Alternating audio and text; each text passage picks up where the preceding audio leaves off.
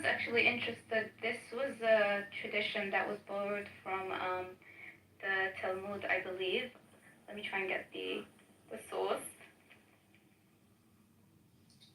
So Muhammad, he's just he's spitballing, he's speculating. You're asking like which animals are Jews, and he's like, yeah, well, I heard the rats are Jews, and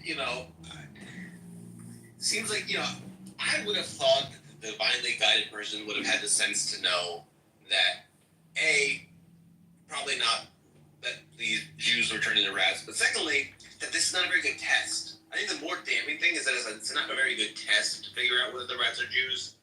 So even if Muhammad is just speculating, his theories about how to figure out who the Jew rats are is not the most effective test. Like I would think they would have had okay, let's do a couple double control study, double blind control study. Yeah, so there were protests in Northern Ireland. See, in instead of some just weird looking at the town milk, name, I can't look remember at what other it's called. kosher foods. You know what I mean? If they like gefilte fish, that's some evidence. If they like, if they dislike. Wait, Sam, I have a question. Sam, how do you know? If they like Chinese food on Christmas, that's pretty good. I mean, I have a sort of serious question. How do you know that the test was about kosher food? Does it say that that's the relevant difference between sheep milk is kosher? Say it's a test. Well, no, I know. I'm asking like. Sheep milk is kosher. Is that what's being searched? Well, I am doing a little bit of exegesis right now. Because it does. I looked into it, and sheep milk is kosher, and camel milk is halal. Is not kosher. What other reason could they be? What other information could they be gleaning from the fact that they like the sheep milk but not the camel milk, other than the fact I don't know. I think the answer of one is kosher, one's not makes the hadith make sense. I don't know that it's the only required answer to make the hadith make sense. Here's a serious answer from, I think Sam will like the source, ChatGPT. Says the hadith you're referring to appears in Sahih al-Bukhari. Muslim scholars have offered different perspective of this hadith over the centuries. Number one, literal interpretation, the minority view. Some literalists might have taken the hadith as face value, that the group of Israelites will literally transform into rats, divine punishment, etc. Number two, metaphorical or allegorical interpretation, the majority view. Most classical and contemporary scholars interpret the hadith non-literally, viewing it as a simile or a metaphor to explain theological and moral points that sinful groups of people can be debased or humiliated, not turned into animals physically. That seems like a reasonable thing. It names some scholars, Ibn Hajar al-Asqalani, his commentary on Sahih al-Bukhari, al-Nawawi and his commentary, etc. So like Sam, what I want to know is when I hear in my mind, but I'm afraid it is offensive. Hold on, Sam. What I want to know when I hear the hadith is, at the time of the writing of the hadith, what is the cultural significance between sheep milk and camel milk? No, but for Muslims, what's the difference? No, but it's only relevant to whether they're Jews or not. But I do want to say. Do you understand what I'm asking? In other words, yes, I get it, but I don't know. But I don't think that's what's relevant. I think what's relevant is how it's significant to Jews, and the answer is that's kosher. But I do want to say that if it is a metaphor, then why is it giving you the test? Shut up, you Jew. If you're just saying, hey, some people went against God and now God curses them, okay, metaphor, cool. But if you're saying, and then the way to find this out is to give them different kosher and non-kosher milks and see which ones they drink, it no longer seems like a metaphor. But he's not giving it as a test. It's just a story that says, oh, look, there are some rats like this, they drink milk like this, that they're transformed Jews. And I mean, I don't see the problem with giving details. It's like, yeah, there's fables that give details about, like, oh, this animal did this and said this and then this happened. And we all know it's a fable. It's like, what if I said in English, you are lost, you son of a bitch? What if I said that? Are you really a son of a bitch? Are you literally a son of a bitch? No. It's a way to curse. It's a swear word. It's a way, yeah. No, but if you said, Sam is a son of a bitch, and the way you know is that he barks when the mailman comes, I would then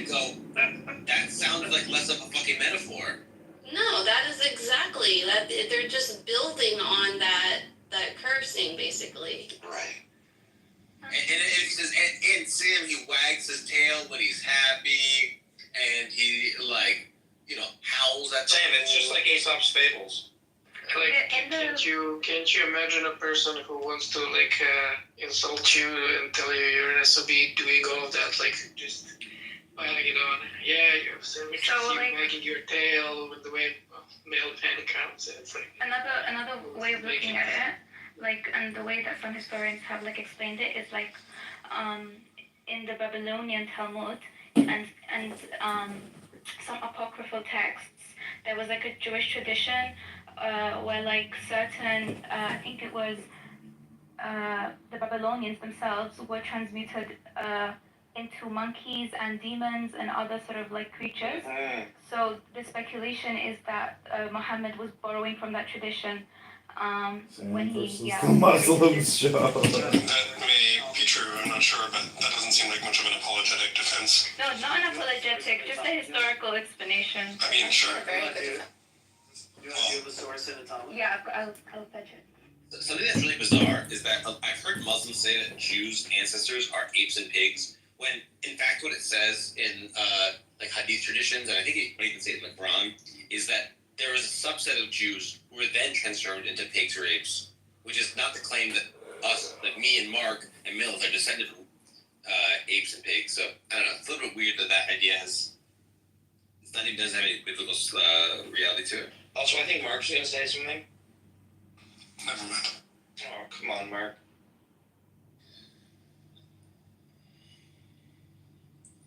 Let's just read it again. I'm going to see if I can get a better understanding of it. The prophet, peace be upon him, said, a group of Israelites were lost. There's a lost Jews. Nobody knows what they did, but I don't see them except that they were cursed and that they were changed into rats. For if you put the milk of a sheep camel in front of a rat, it won't drink it. But the milk of a sheep, it will drink it. I told this to Cobb, who asked me, did you hear this from the prophet? And I said, yes. And Cobb asked me the question sometimes. I said to Cobb, do I read the Torah?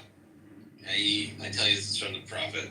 Okay, so, I don't know. It just seems like a little bit strange. Let's move on to another hadith. I think we've sheep milked this one, you know, for all it's worth. Now it says that, oh no, she left, unfortunately. Oh no, don't leave. Big Phoenix knows a lot about this. Maybe he can help us understand. I have a joke in my mind floating, but I will not say it because I think it's. That's fine. What do you think about this hadith? This Bukhari 3305. I will not answer you. I will not answer you. I don't think that you are a sincere person.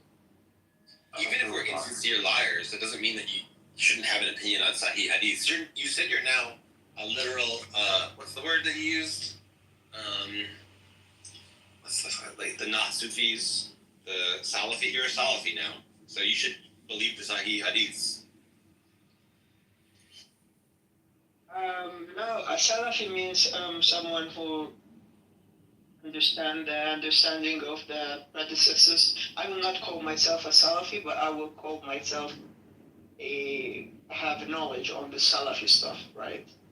So if you have knowledge on Egyptology, they will not say that you believe in Egyptian, like ancient Egyptian theology, but you are knowledgeable about that theology. Right.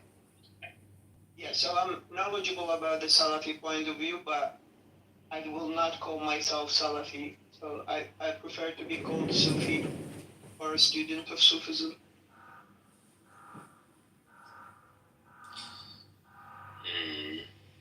It is like someone who is not Christian, but they say that he specializes in biblical knowledge.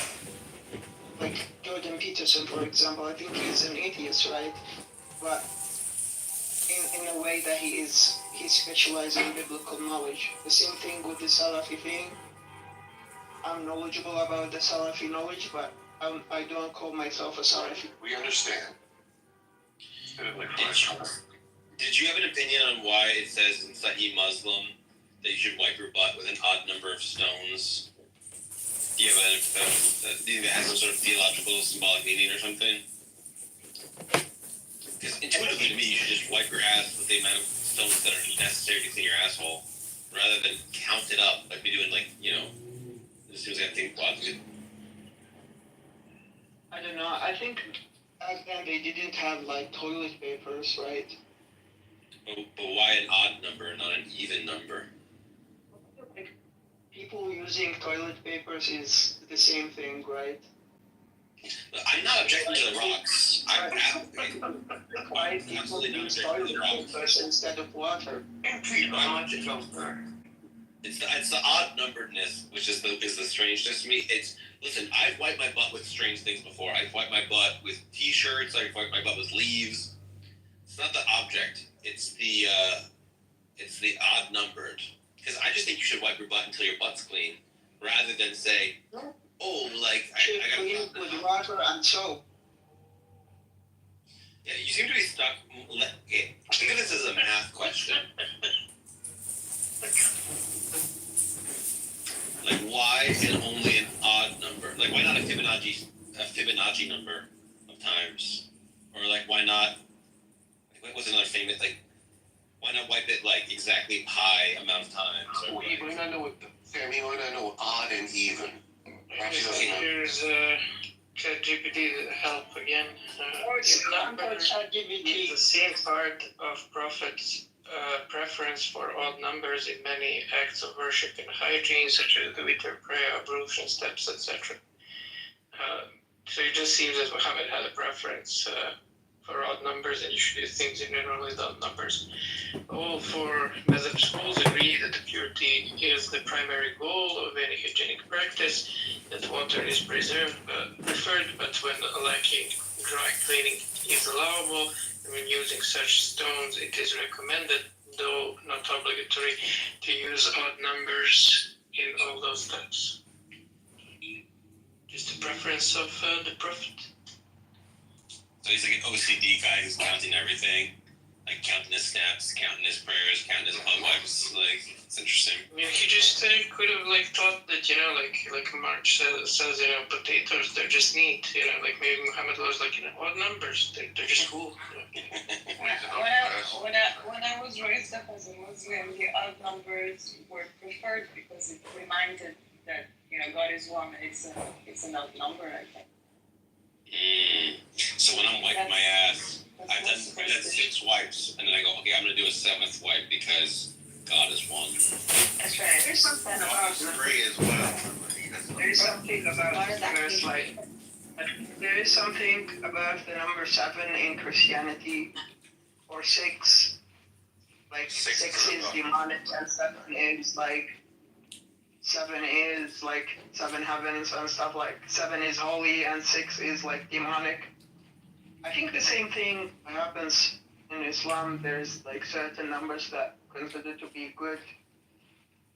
During like the wudu, the washing with water before praying, you can use one stove when you don't have water, or if you have water, you rinse each body part 3 times. It's very specific about the 3 times. I mean, people in general have these kinds of preferences, like in weird places. Like if you look up any sort of workout program, like a totally random example, it's like always sets of like 5 reps, 3 reps, 8 to 12. It's like what's wrong with 7 or 9? And it's like, you know, those numbers are just avoided by people. They like seem to have some sort of preference, like it's not really cool to have those numbers. Yeah. In Judaism, I think the Khamsa, there is something called Khamsa or 5, the sign of people have. It is good luck to have like 5 Khamsa or something. The hands of Fatima or so.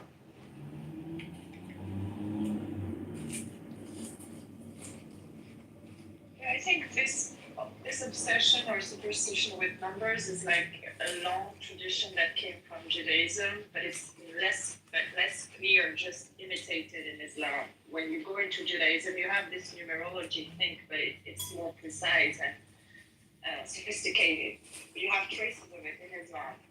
and the fact that they count like how many times which word is quoted, but I'm like it's still used as an argument sometimes.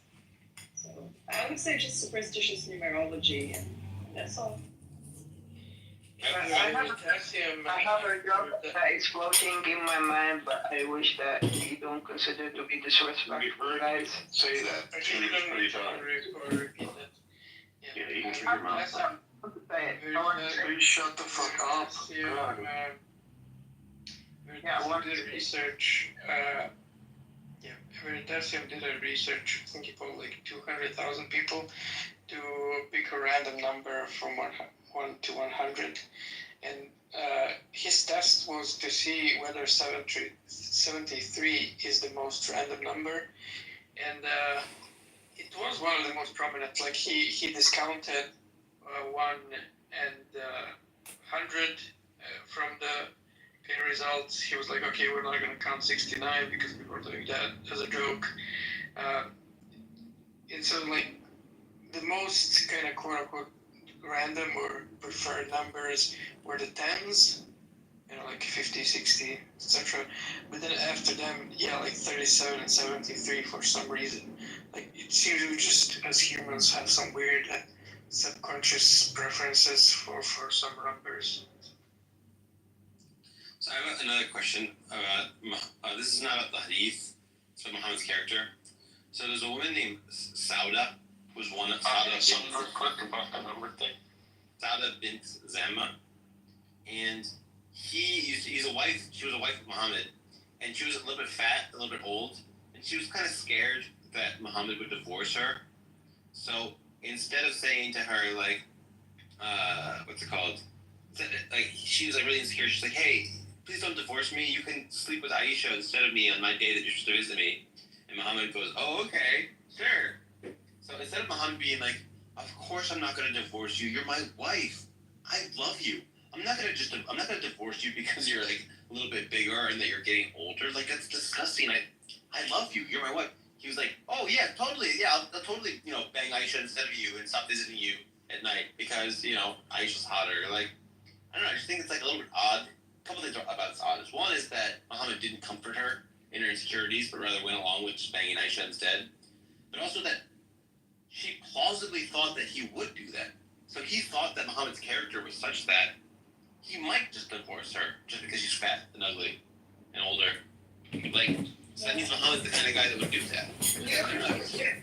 You're projecting the same thing to Sarah, right? Didn't Raham, like the story tell us that he did the same thing with Sarah and That's not what we're talking about. Yeah, like she is old, she cannot have babies, and then he went to Hagar. What does that have to do with anything? But you're missing out the story. She says to him, I'm old and I can't have any more children. Take my handmaiden. He doesn't say it to her. She says it to him. Yeah, but it's the same, like Sauda, yeah. she's not sleeping because she's like old and like she knew that he have the right to have like children, right? What does that have to do with anything? I don't get it. We're talking about the character. For a little bit of context, you have to know that Muhammad was married to Sauda after Khadija's death, and it was told to that it was like after a very big pandemic, and he was kind of broke. And then when he married Aisha, who is like the daughter of Abu Bakr, who was rich and famous and respected, his situation improved. He had an alliance, so probably he married Aisha for that reason, for such an alliance, and to be understood and respected. Because once Khadija died, she was wearing the pants. She was the older, rich woman, so she was carrying the power. And when she died, nothing was left. He was a preacher on his own. And Sauda, I think, Sam, you're projecting your idea of marriage, romantic things, because at that time there's no marriage in Islam. There's nikah, and nikah is a contract basically. So the woman is completely dependent on the man, and once she is old unable to give her, successors, babies, she is vulnerable. Like she could be thrown away, and this is like she cannot satisfy the contract. So she tried to compromise her situation by saying, I'm old, and you can have, I can keep my place as a spouse, and not be dependent on not be divorced and very vulnerable. and I gave my right to Aisha. That's all. That was a very, very, that was a negotiation, basically. Okay, so I'm going to read some stuff about this. Ibn Kathir wrote, an example of such a piece can be found in the story of Sauda bin Sama, who when she became aged, the prophet wanted to divorce her, but she made peace with him by offering the night he used to spend with her to Aisha so that he would keep her. The prophet accepted such terms and kept her. So Ibn Kathir thinks that he was going to divorce her because she was old. What the fuck? Who divorces a girl just because she's old? You love your wife. You don't divorce them because, you're no longer a pretty young girl. I'm gonna divorce you. Back in a day when you're in a very sexist society where you can't, if you're alone and unmarried, you have a lot of danger and trouble. And that instead of saying, hey, I married you, you've given me the best years of your life, I'm gonna be by your side because I love you, because you're my wife. Instead of saying that, he goes, I'm gonna divorce you because you're ugly and I would rather fuck Aisha, who's much younger than you. It's a little bit it's kind of messed up. The prophet's like this. The reasoning It's not a marriage. of people wants to marry because they want to have children, right? If you have more children, you will be more powerful and that will help you. And that kind of situation that he wanted to have a younger means that he wants to have healthy children.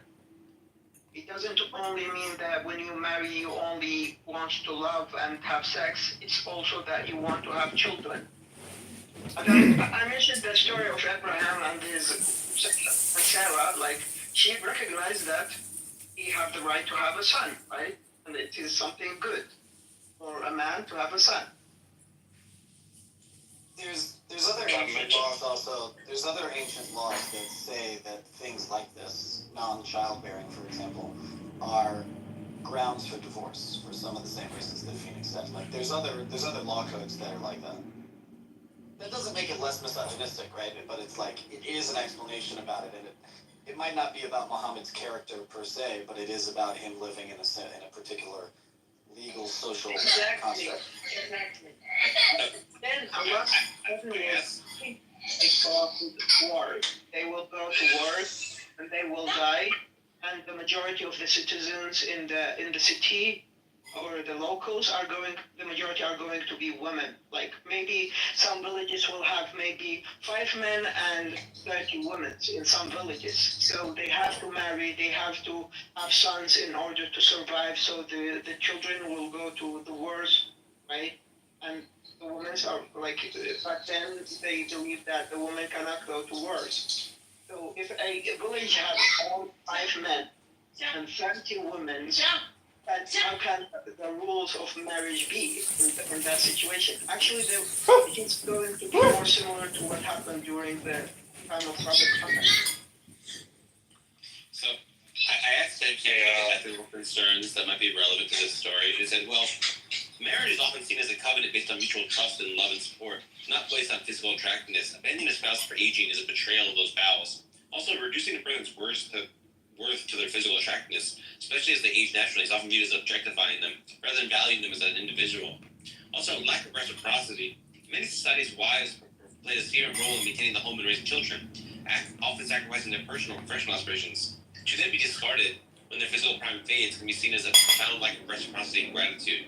Also, the vulnerability of the older spouse. Older individuals, particularly women who might have been limited in economic opportunities, can be left vulnerable in financial and social positions if abandoned by a spouse in their later years. Exactly. But like all of these things are just suggestive that Muhammad is like basically being really, really, really callous towards this old woman who loved Muhammad. She loved him so much that she was like, you don't even have to visit me at night. You can visit Aisha instead. Please just don't divorce me. And then instead of Muhammad being like, babe, I love you, And you might not be as pretty as you once were. Neither am I. But I like spending time with you. You're my wife, and I love you. He said, you know what? Nah. I want to fuck young pussy instead. Which is a little bit kind of sketchy. I gotta It's say. also ironic because Aisha never gave him right? Aisha couldn't give him children. No. Listen, the Muhammad of this particular hadith is painted in such a way that he doesn't look merciful. He is not rahmatul lil alamin like the Quran calls him. Something is off, and people need to do some amount of critical study on hadith. This is not the only source of like narratives that people have received. Do some academic work. Muhammad in the academia looks way better than the Muhammad presented here. Wake up. I agree. That society was expecting him to behave like this. It's not like Academia also doesn't care about the hadith as much. But also the point, part of the issue with the situation too is that you're not allowed to marry Muhammad's wife. So if he would have divorced her, she still had emotional needs, even though they're not physical or sexual, other men wouldn't be able to take on that role because nobody is able and allowed to marry Muhammad's wives. So Muhammad creates even more of an issue by allowing these women to be widows and remain widows to the end of their life. Actually, Lastly, the answer to the odd numbers is in Sahih Bukhari and Muslim, where it says, indeed Allah is witr or odd in one, and He loves al-witr. So Allah loves odd numbers, so that's probably why. yeah, actually, I know some people who separated from their loved ones just because their loved ones wanted to have children, right? So love is not like loving, but you also have personal needs and personal stuff that you might go into, and you might decide to separate from your loved ones based on just this kind of preference of not having children, right? So that there are these things, like marriage is not only about love. Marriage is about also forming a family. It's also about having children. It's also about being a father and being a mother. It's not only about the relationship between the husband and wife. She was already old. It's not like she was like, oh, you're infertile and you're 21, so I'm not working. He had already like married her for many years and was with her. It's not like, oh, I only want to be with a woman that can give me kids. It's like, no, you're just too old now, so I don't want to be with you anymore. You're not attracted to me anymore, so I'm not being with you. With your girlfriend because she said she wanted to have children. Yeah, it's true that I did not marry a woman because she wanted kids and I didn't. And that is, I mean, I still think that maybe that was a mistake. But that woman would also be able to marry somebody else, unlike this woman. So I don't know why Fonix is like trying to hope for Muhammad, but there's still an issue being a widow. If you love her, you would accept that having the children with her, right? Yeah, but if you didn't want children, what the fuck is So some people leave their spouses or their partners because their partners want to have children, right? Like love is not going to interfere here, right? Or should it interfere and stop the separation?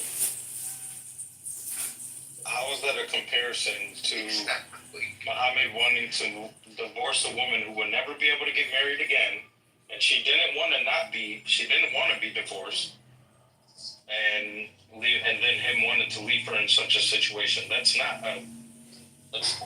the same comparison. You're just going. It's that there is this denial that the Prophet loved her when he divorced her, right? But that is not necessary, right? If the Prophet divorced her, doesn't mean he don't love her. And some said what? Some said, if he, of course, like he will not divorce her, he will go to her and say, I love you, like I will not leave you because you are old. No, but the Prophet said, no, it is because you are old, I'm going to divorce you. The same thing when someone divorces his wife or separate from his partner because they want to have children, they will not come to them and say, no, I love you, I will stay with you, even if you want children. No, he will say, no, I will leave you because I don't want to have children. So whatever happens, so like Muslims usually give this defense. Muslims are allowed to lie to their wife. And so what they'll say is, oh, well, if your wife doesn't really look pretty, you lie to her and say you look pretty, and, it's just a white lie. So how come Muhammad didn't practice what he preached? But it's worse than this, guys. It wasn't like, oh, I can't have kids with you, so I'm divorcing you. It's like, hey, I don't want to be bothered to come visit you, like, once a week or whatever. I would rather visit a hotter girl than you. So if you let me visit a hotter girl than you, I won't divorce you. But if you make me come visit you once a week, I will then divorce you. Like, it's such a gross way to think about relationships. It's such a gross way to think about relationships.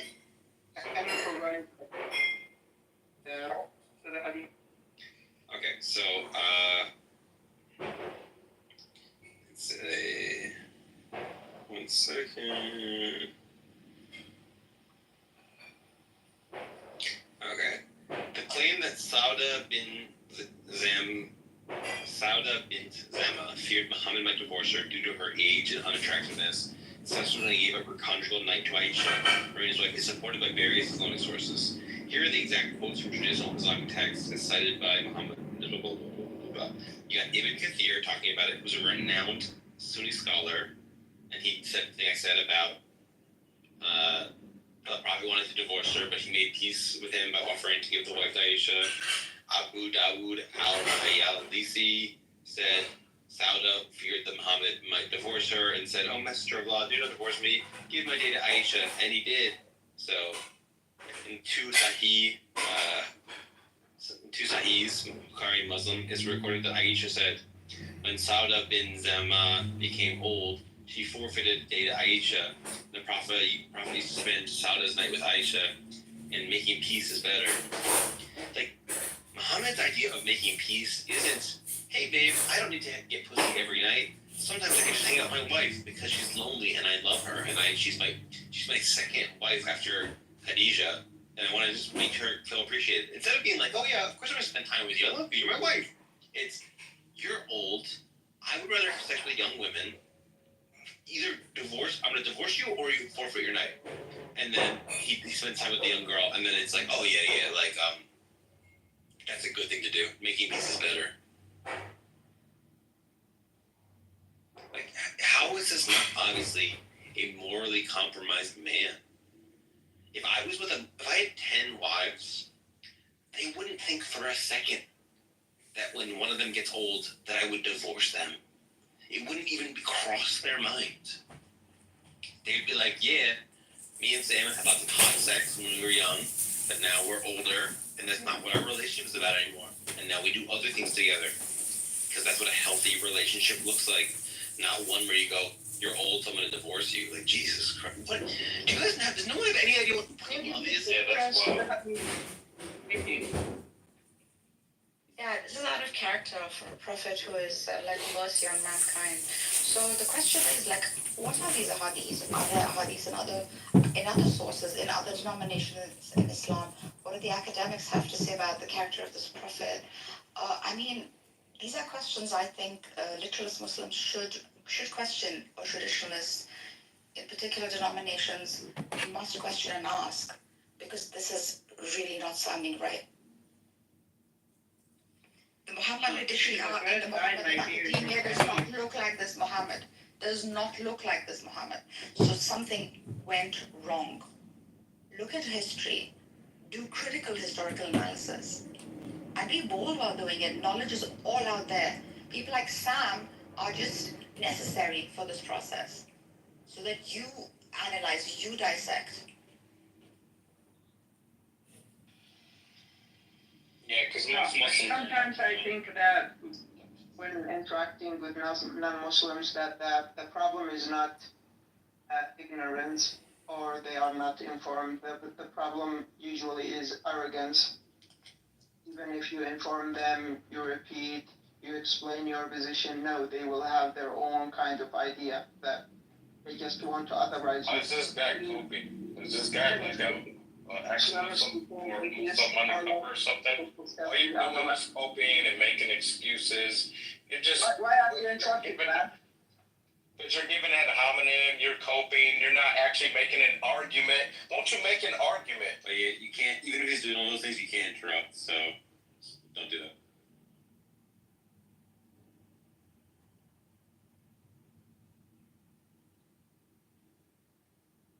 I guess I didn't interrupt, he was finished. Okay, well, anyway. This story just paints a picture of Muhammad being not even understanding what love is. Like, fundamentally misunderstanding what the nature of love is. When you love someone, you have fun with them when they're young and energetic. And as you get older, your relationship grows. You become friends. You like spending time with each other. And then, as your relationship deepens, you find activities together. You're not going to keep boning like rabbits. You still love each other. You want to spend time together. The idea, it's unbelievable. Okay, I've been polyamorous. I've had 4 girlfriends at once. The idea that I would stop wanting to hang out with my, first wife because I had another girlfriend who I'd rather bang instead is just so gross to me. The reason why I married her is because I love her and want to spend time with her. That's why I married her.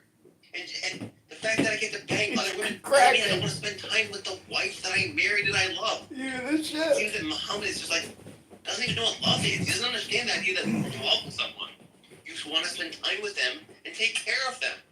You don't say, you're old and ugly, I'm going to divorce you. That's so gross. Sam, why do you think marriage in antiquity was about love? Yeah, I was gonna It's say, supposed to Sam. be a book for all times, Caleb. Yeah, that's fine. That's fine. I assume there's still marriage contracts. Yeah, but he's also called mercy on mankind. Someone merciful, someone so loving, and is known for that characteristic. In the same books, he's also expressed as the most loving. It seems absurd, right? So, Hadith is not set in stone. There are a bunch of narrators who gave narrations. This could vary based on who the ruler of the time was. They came 200 years after the life of the Prophet, this particular Hadith book. There are other books, there are other sources. If you want to do like a critical study of the personality of Muhammad, like this one, which the mainstream traditionalist Muslims take, they need to answer such questions, I think. No matter how much you cope, this doesn't reflect mercy, this doesn't reflect loving, Sam, are you familiar with the process of critical inquiry into a text? Are you familiar with that process? Super familiar. Super duper familiar. Okay, well, so the basics of this sort of critical inquiry into any text is... He said he was familiar. You don't need to go over the basics.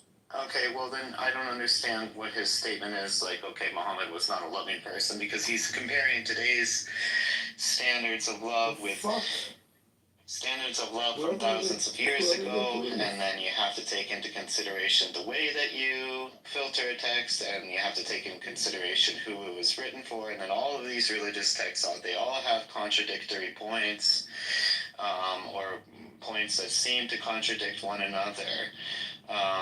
It's not as easy, just by saying, okay, Muhammad didn't love anybody or something like that. It speaks more to your particular narrow point of view rather than what's actually written down, or it's a hell of a lot more complicated than what you're making out, Sam. Alright, a couple of comments. Caleb, you asked me, why do you think people got married for love in the past? I don't really think that people got married for love in the past, but I think that Muhammad is supposed to be a beacon of mankind, and although it is true that we sometimes have marriages out of convenience, that is not the ideal standard, and that you should love your wives. And even if the marriage isn't even if the marriage is one that was arranged or whatever, you should still try to love your partner. That is the better thing to do. So you're morally better if you love your wife. Now, when it comes to the text and having a critical blah blah blah, all you're saying is, can I come up with excuses for why when I read the text, it's not it doesn't say what obviously it says? No. Yes, no. He's right. What I'm saying is. You're coming up with mumbo jumbo for why when it says Muhammad is doing something horrible, that it isn't something horrible. And you go, oh, you know who the text was written for? And did you know that these texts have contradictory stuff in it? Did you know that, dude, the story as written and as understood by scholars, paints a very damning picture of the man. Well, which part are you talking about now? I'm talking about Sauda was scared that Muhammad would marry her because she was getting old. It was his second wife. And she was like, oh, you're getting old, and she was scared that he was going to divorce her. And then Muhammad, she's like, you can spend your night that you usually spend with me with Aisha instead. If you please don't divorce me. And Sam versus the Muslims like, part 2, the I movie. love you. Of course I'm going to spend time with you. He's like, oh, okay, yeah. I'll spend your night with Aisha instead. Because she's hotter. Wait, wasn't that like a good thing though? Yeah, it was good.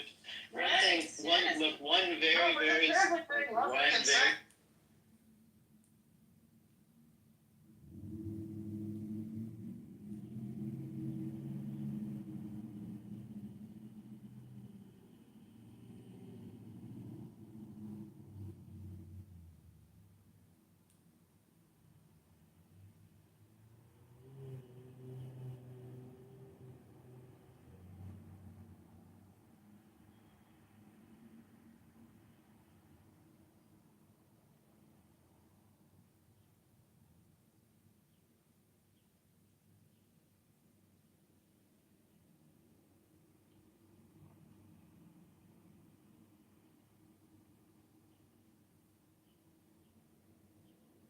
The point that I'm making, what?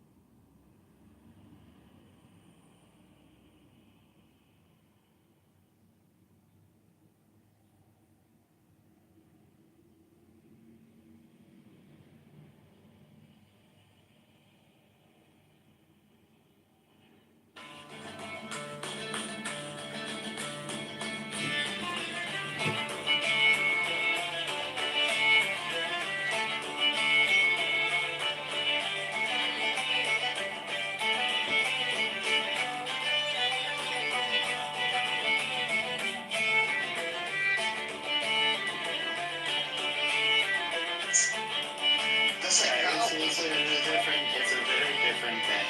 You can't take today's values and place it. It's so. Yeah, you can. You can't. Right. Look, I'm a moral realist, so Okay. yes, you can. So no, there's nothing realist about what you're doing. Oh, I think that we should have the same standard. I think you should just be moral in general, and the same standard applied to everyone in all Look, Sam, contexts. here's the thing though, Sam, right? Look. Just fast forward 100 years from now. People are going to look back at the shit that we're doing now, and they're going to think that we're barbaric. And they're right, fucking numbnuts, of course, like what? That's Hold on. It's not nonsense, it's fact. Sorry, one moment. Do you not notice that they things. no? One moment. They do this with actually Western. Okay, let's leave the East for a second, right? Like with Western, right now they're trying to rename certain streets because this person was a slaver. Exactly. This person was an abolitionist. They're doing this right now. They're starting to tarnish Churchill, who is considered a hero, a war hero in World War II. They're starting to say he's racist. Yeah, exactly. Churchill's an So- No, hold on. They're doing this to people who are alive. Like, there's people who, like right now, Donald Trump is seen as evil right now while he's alive. Right? Churchill was a genocidal racist, by the way. Yeah. Okay, hold on. What about Gandhi? What about All these Gandhi? historically important figures. Gandhi was a pedophile. Gandhi was like a pedophile predator. Oh my who, like, goodness. was like a Indian Just because you don't What about Nelson Mandela? doesn't mean they're not facts about these people. It's just Right. fucking terrorist. That's the way you should So put that's people the away. thing. You can villainize people so easily within like 50 years. Four criminals. They used to have like 4 criminals. Yeah, you just brought up the worst people. Yeah, what about Hitler? Come on, what about Hitler? Andre, you wanna get this? Andre, I made the point, like, you're objective and you're seeing it from on the outside, right? I think Netanyahu is a very good Muhammad, example. hold on. Tell them the Netanyahu thinks he's a criminal, exactly, and to some people he's a hero. Exactly. Do you guys not notice that Nargis was in the middle of talking? Do you guys not notice that fact? Sam, don't you see? Let Nagish finish. Come on, guys. Let Nagish I'm finish. just gonna tell Andre so Sorry. I don't shut this. There's too many people in this room. If you interrupt, I will move you down. Just let you Yeah, it's not a fish market, you freaking uncouth villager. know. I'm allowed to interrupt this, Andre, right? go ahead. Andre, go. Yes.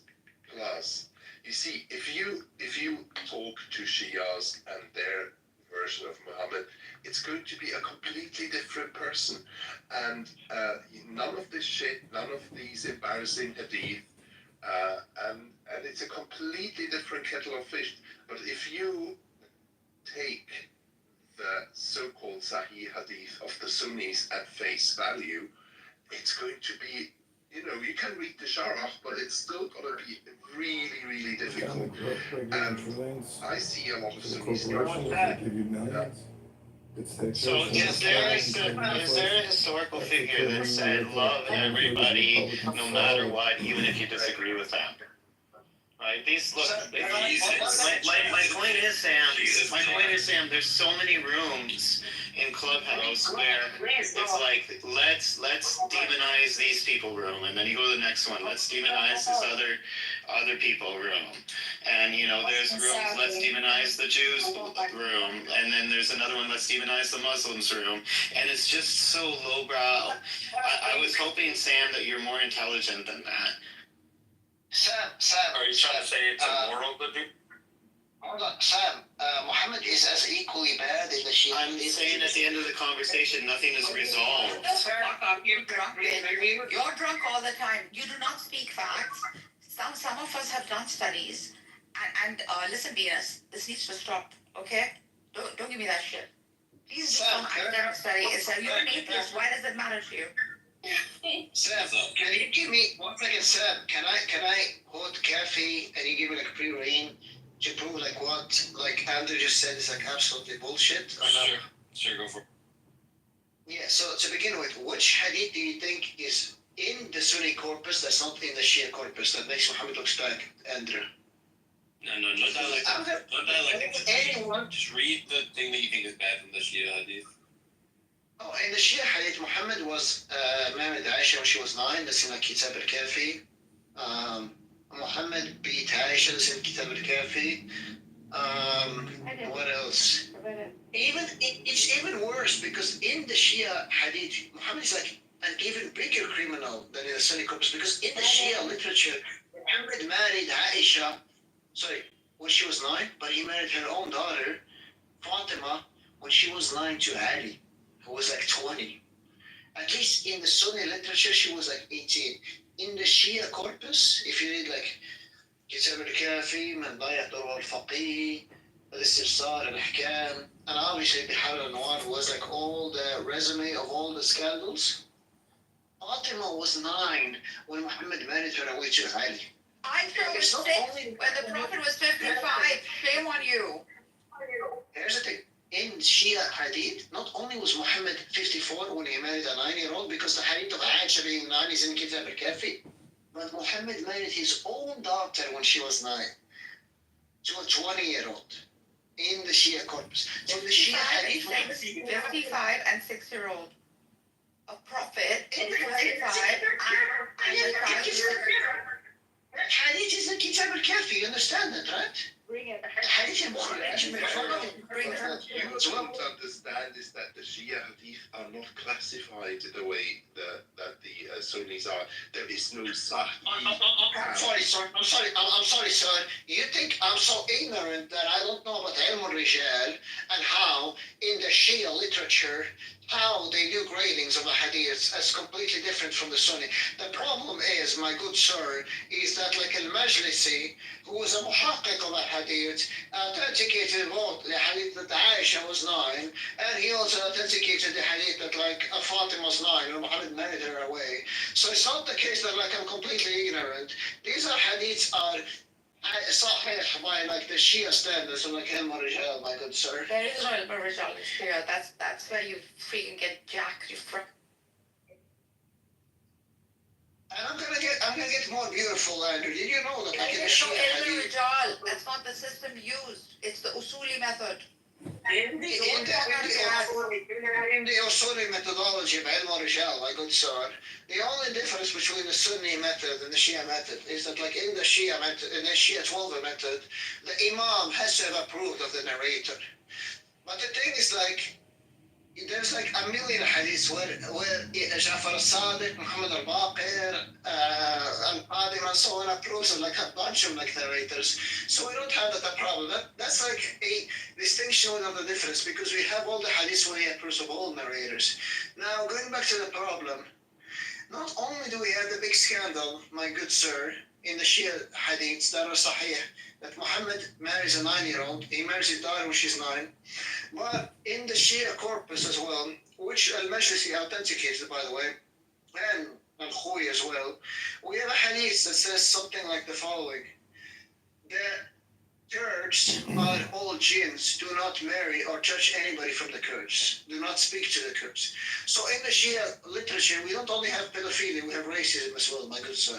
And they are sahih by the most succinct and detailed standards of علم الرجال and تحقيق الحديث, which was applied by Al-Khoui. Now I'm done, my good sir. How do you reply to that, my good sir? You're not brush with any hadith. Even as an atheist, a Nasibi will always be. Just to be clear, I love Imam Ali and I hate Muawiyah. So I don't know how I can Nasibi. Not just you, apologize. As Imam Ali once so pointedly said, if you cannot say something good about somebody, say nothing. Where did Imam Ali say this, by the way? Can you give me the citation? I think that's a Western way of thinking. One second. Andre just said I have jihad. I don't need to give you any sources, good sir. 1 second. You were just complaining like 10 minutes ago that the hadith of Bukhari are supposedly not authentic and the Shia is like a different method. And you just made up like a quote about Ali. And I said, where does this come from? And she said, oh, I have my like own way of authenticating this. I don't take it. Who are you? Who are you, Andrew? Who are you? What should we take from you? Who is Andrew? You don't have to take from me. Then shut the fuck up. Why are you even talking about the topic? Why should we listen to you? I just wanted to calm you down a little bit. I mean, at no point did I say... I'm very good at calming down drunk people. Just to be clear... I will listen to you. You sound smart, you know? Just to be clear, the biggest narrators of Shia hadiths were like drunkards in the Torah tradition. Are you serious? The second thing is, I never said accept this ruling because I came. What I'm telling you is like what Al-Khoui said, what Majlisi said. Wait, what evidence do you have that they were drunk, you said? Not only were evidence that they were drunk. You know, Let me give you an example. Who is, for example, I would listen to Venus on these subjects. Sorry, Venus is Euphorus. I can't read your name, sorry, Venus. The drunk person, I would listen to the drunk person on these topics. Andre.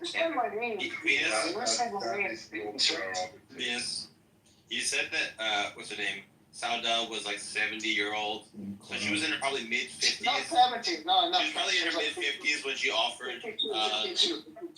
Not 70. So she was probably around 55 or 60 when she offered it, which is not a young girl, but also not like a fucking 90-year-old grandma or whatever. She was a 55-year-old woman. No, well, Muhammad was like in his 50s too. They were the same age.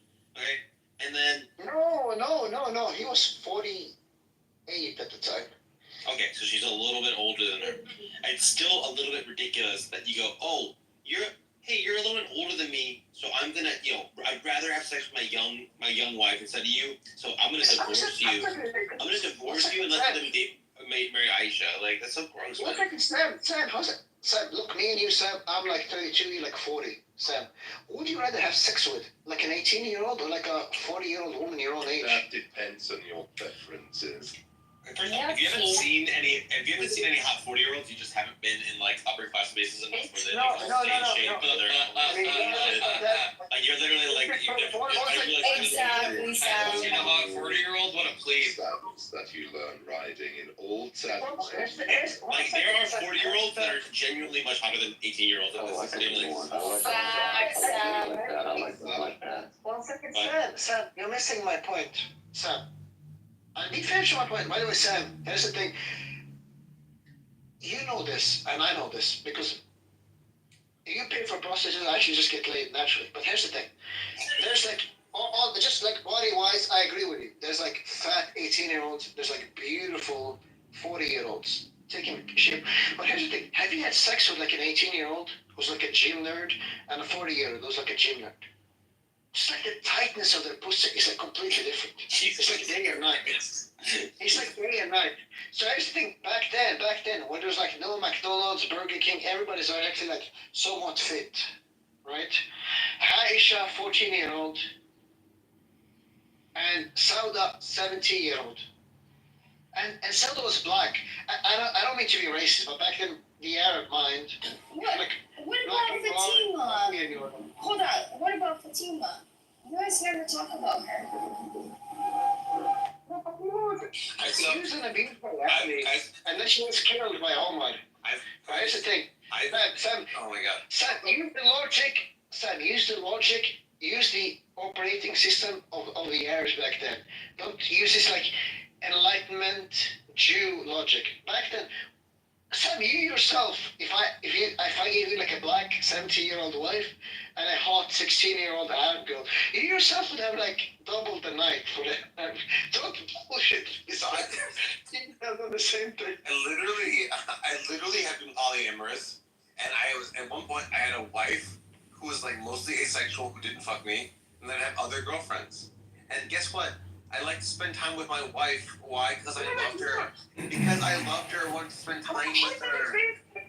I don't need to get my dick sucked every single night. Okay? Do the same thing. So if you love your wife, you know, hey, I'm gonna give up having sex with a younger woman to spend time with my wife because I love you and I want to spend time with you. That's so Not sweet. about sex, you fucking maniac. It's adorable. Sam, I need to come every night.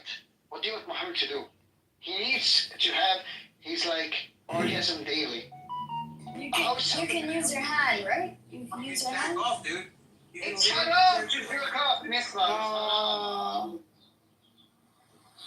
Wait, you can't even jerk off like in front. You can't jerk off like in front of your wife or something. You can't like. Yes, haram. Yes, haram. God is going to put you in hell. That's not haram. Bring your proof. Where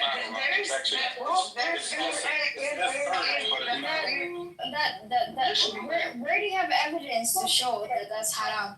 Yeah, it's not haram unless you're looking at someone who's not In Sunan Abi Dawud, it says whoever jerked off is going to be reincarnated in the day of judgment. With like an impregnated. And this is some caveman Don't way of Abi thinking. Dawud. Don't Abi Dawud, but by my source. Again, there is something missing. Like when Muhammad used to have many wives, he would spend each night in a different house. Remember, each Arab spouse had a house. And so people, if they saw Muhammad skipping Salva's house, at least she made it public that she had an arrangement with him and that he wouldn't go to her house because he accepted a request to keep her as a wife, but not on a sexual level. That's all. Oh my god, there's a whole amazing film I want everyone to watch. It's called Raise the Red Lantern. And it's a Chinese movie about polygamy. And you see the same thing. You have the older woman raise the red lantern, okay? And so here's the thing. It's like older woman. When it comes to like someone like Elon Musk, right? How do we know who he favors? No, seriously. When it comes to Elon Musk, how do we know who he favors? Like a 20-year-old. He's a polygamist. Yeah. So 1 second. like when I was polyamorous, I had multiple girlfriends. I remember one of my girlfriends got really jealous that I literally started dating a younger woman that was prettier than one of my girlfriends. And it would have been fine. I would have been happily visiting both of them. But she started freaking out and causing drama and causing like shitstorms. She like psychologically couldn't handle that I was dating someone younger and prettier. But if she had just said, hey, like the idea that I would go to her and be like, hey, I'm not gonna visit you once per week because this girl's younger and hotter than you, is like psycho behavior. Now, it's one thing. It's just such a stupid thing to talk about.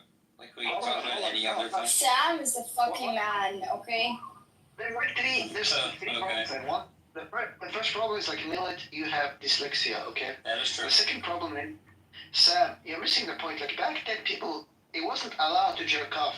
That was like bad. So like, imagine you had to play the rules where you couldn't even jerk off. What would you do, Sam? Would you like visit them? Sam, would you visit the black 17-year-old every day? They weren't allowed to jerk Or Sam, would you want to play with Aisha every night? So, I'm not saying, Sam, you would. Let's just transform you back then. What would you do, Sam? Like, honestly, no bullshit. No bullshit, would not. I would spend time with all my wives. Are you fucking retarded, dude? Like, I don't need to fuck. I don't need to fuck the hottest one every night. Okay, when I was polyamorous, I didn't just only fuck the hottest girlfriend I had. I would fuck all my girlfriends and I would spend time with them on different nights and it was fun. Now, the only problem is when they would get really jealous and freak out about the other ones. But if they didn't freak out, then I would just visit all of them and it was just fine. Like, the idea that you would just not visit your girlfriend because she's slightly less hot, or you're just uglier than another girlfriend, you're a shithead, you're a bad partner. The masculinity. No. There's like two problems. There's two problems there. The first problem I had, Sam, I just don't take care of the testosterone that Arabs have. Because as an Arab, we need to fuck every night, like unironically. That's the first thing. What you're saying is like, oh, me as like a ginger Jew, I can just hang out with like a black woman. The second part is, back then, what do you think hang out was? In like a fucking tent that smells like camel piss and camel shit. What kind of like hangout do you think you're gonna do, Sam? It's gonna be interesting. With like a 17-year-old black woman. You give me the story. Go ahead, Sam. First off, you can talk to them, you can read books, you can play chess. Oh, the only things you can do with another human being is How is gonna read a book? He couldn't read a book. How is he gonna read? He was illiterate. The real problem is straight man. People are just bad at having fun. If I was just alone with a girl who I loved, we would be like, oh, let's play a game, let's play pretend, let's go for a walk, let's make art, let's fucking make music, let's like... Let's play pretend. What's saying, just to be clear, Sam, Mills looks at me and he's like, oh my god, these people doing theater, oh, they're just playing pretend, oh my god. Why do you keep bringing up black women? Hold on, Sam, you're telling me with a straight face, like no joking, you would enjoy playing pretend with a 17-year-old black woman whose vagina is like so wide open that like you might like slip and fall into the vagina. Rather than having sex with I don't think you would fuck any of the women back then, no matter how hot they were. They would be just hygienically disgusting. It would be revolting. Let me land the plane. So you're telling me, like, you have like a hot 16-year-old girlfriend, and you have this like 17-year-old used black woman, and you're telling me that you like perfectly balance, like going on a picnic with the used black woman, and having sex with a 16-year-old. About underage girls, bro. Well, he's a pedophile. He's a pedophile. Yo, what kind of pedo shit are you on? No. Sam. Yo, everybody. Sam, I want you to. Bro, you're on some cool shit. You're on some racist shit right now. Wait, hold on, guys. This is important. I want you guys to have a little vote. Is it more offensive? Thumbs up if it's more offensive that he's talking about his pedophile stuff, or thumbs down if it's more offensive that he's talking about how black women are ugly. So let's have a quick vote. No. Our Jewish rights should be deported to Israel and serve in the IDF, I think. Because God promised them the land 1,000 years ago. Well, pedo is worse. Yeah, that's No, that's absolutely right. That's we should. It looks like people are. People are more offended by the black women being ugly thing than by that 16-year-olds are hotter than 70-year-olds. It's interesting. By the way, underage kids. Like, this is the worst thing you could do. He's a coon. By the way, He's an Arab coon. Sam, How I many don't appreciate ballers are actually black? One second, Sam, Sam, I'm talking about Muhammad. I don't appreciate you doing the joke of calling me like a pedophile. Why would you do that? Whoever just said he's an Arab C word, like, that makes it just as bad, right? Like, you're aware of that. One second, given the complaints that you make about me, why would you do that, Sam? I was respectful, on topic. Why would you do that? Wait, you literally are saying that I'd rather fuck a fucking 15, 14-year-old Aisha than fuck the 70, 60-year-old. If you were in Muhammad's shoes, I never said you would personally prefer that. Why would you just like throw the thing that was like a pedophile there? That was not cool. I wasn't disrespectful to you. I never insulted you. Okay, it's getting We're really talking about Muhammad who married Aisha at 9. Change the subject, please. No, but Sam, why would you like throw the shade at me there? I wasn't. Did I disrespect you in this conversation? No. You've been respectful. I agree you've been respectful. You just haven't been respectful to black women because whenever a discussion of black women comes up and they're like, how should I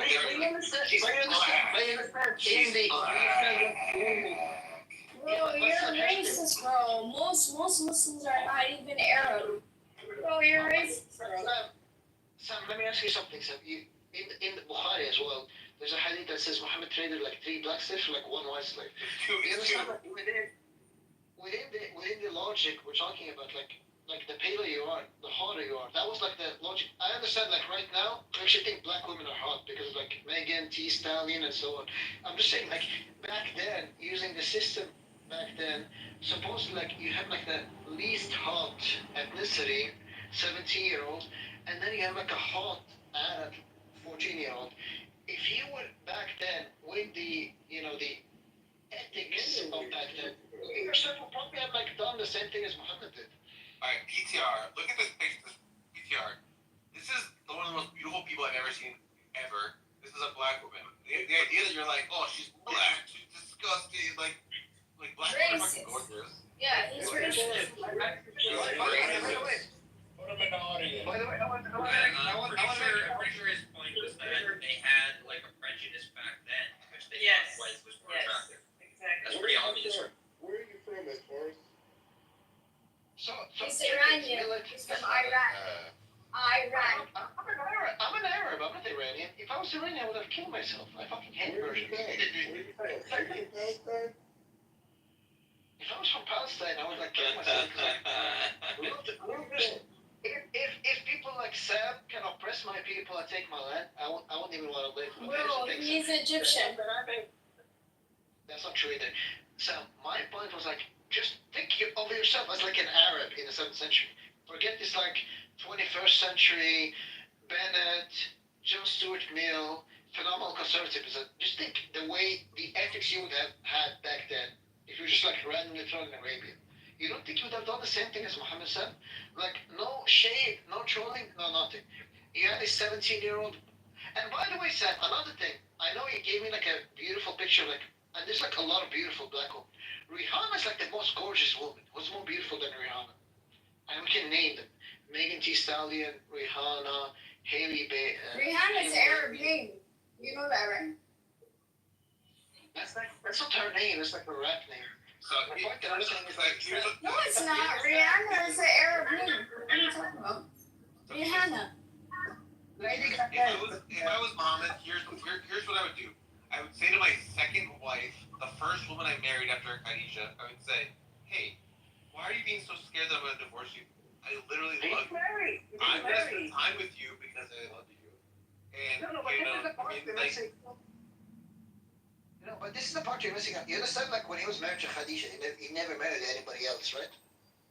Exactly. And then as soon as she died, he married Sauda, his second fucking wife. Here's the thing. You can't, but that's. And then he's scared that Sauda was scared that Mom would divorce her just because she's older and uglier, which is so gross. Why would she be afraid of that? No, this is where you're gonna lose the discussion. So, if found this like Chad, 50-year-old Arab who could represent society. And I just went like, fuck, would I marry a widow, 70-year-old black woman? Or does that show that like at least Muhammad cared for like the widows and actually wanted to help out Saudi? Which do you think is like more problem? Like, why would this Chad, 50-year-old, his wife just died, he inherited all her wealth, right? Why would he marry this like 50-year-old, not 50, 60 or 70-year-old, used black woman? Why are You could have like Arabs so obsessed with fucking? Like everything they talk about is fucking and sex. And, what's going on, man? Because God gave him more testosterone than he gave black people. Now, Sam, answer my question. Why would, if he was like this, like sex addict or something, why would he have married Saudi to begin with? If he wasn't just doing like goodwill to begin with. I mean, maybe he just loved her, or maybe they had a good connection, or maybe she was hotter when she was younger, or like there's a lot of different reasons why he married her. He married her when she was 17. No, he didn't. She was He like married her when she was like 40. Yeah, perhaps she was an excellent cook. Perhaps she was an excellent Oh my God. Sam, you got the story wrong. He married Sauda when she was already 70. No, he married her after. You want to put money on this? You want to put $30 on this, buddy? You want to put $30 on this? Okay, I don't have a problem. He married Sauda after Khadija died, right? Correct. When did Khadija die? I don't know the exact year. She died like 10. I literally just texted this like 2 minutes ago. She was in her fucking. They married when she was like in her 50s or 40s. 50s, not 40s. No. Just to be clear, 50s. 50. All I need is the 50s to make my argument, Sam. You understand that, right? Yeah, but that's what I was. You say she's 70. She's not 70. She was not 70. Wrong. She was 6 and then married when she was 9. Hold on. I'm obviously exaggerating. She was in her 50s. Sam, when Khadija died, Muhammad was in his 50s. Sauda was in her 50s. Maybe you should have a conversation with She was a widow. Hold on. She was a widow that Muhammad had like no let me just ask the question. It's not like he knew her or they grew up together or something. He had like no pre-knowledge of her. She was like a widow, and somebody said, hey, you should marry her because she doesn't have anybody. And Muhammad says, okay. What other explanation do you have there other than like goodwill? You just want to like give her like some kind of a companionship so she wouldn't like die like alone and miserable. From the Islamic story. That is terribly How sad. come she had to remain a widow after Muhammad died? Like, when you're not bound by monogamy, you don't have to have a partner that has every trait that you like. So if you're polyamorous, you can, or if you're polygamous, you can have one wife is really funny. Anyway, Daniel, what is more funny? One wife is really funny. You don't need to have all of them be everything. So he could have just wiped out about it. Sam, you ever see my point? He didn't know her. It's not like she was like funny or had like some kind of like a quirk maybe in her personality. She was poor, she was black, and she was like 50. Like what's this like up that Muhammad gained by marrying her? First off, there's lots of reasons to make again, as I just said, when you're polygamous, Hey,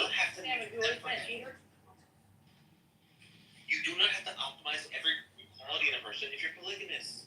If you're polygamous, you can say, I really like that you're a good cook. I really like that you're funny. I like your face. All this stuff. You don't need to literally marry them for, okay. When you're monogamous, you can be very selective. When you're polygamous, you don't. No one knows, Sully. No one knows. according to this Sam, hold on. Sam.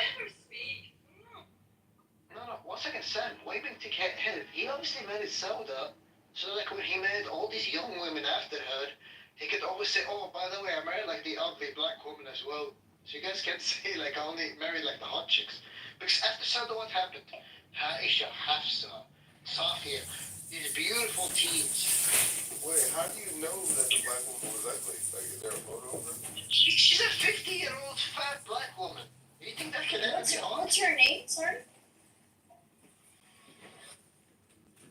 Wait, my name is. No. What's the black woman's name? So what's her name? Sauda. Even yeah, Sam. You know what's beautiful? Do you know the meaning of her name, by the way, Sam?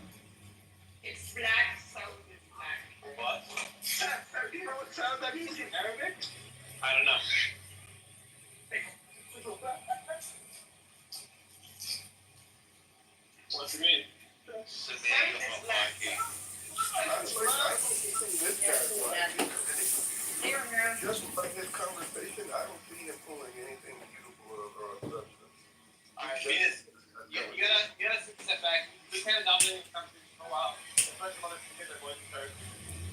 Samaya, you're Imagine off this guy on my the first date with you.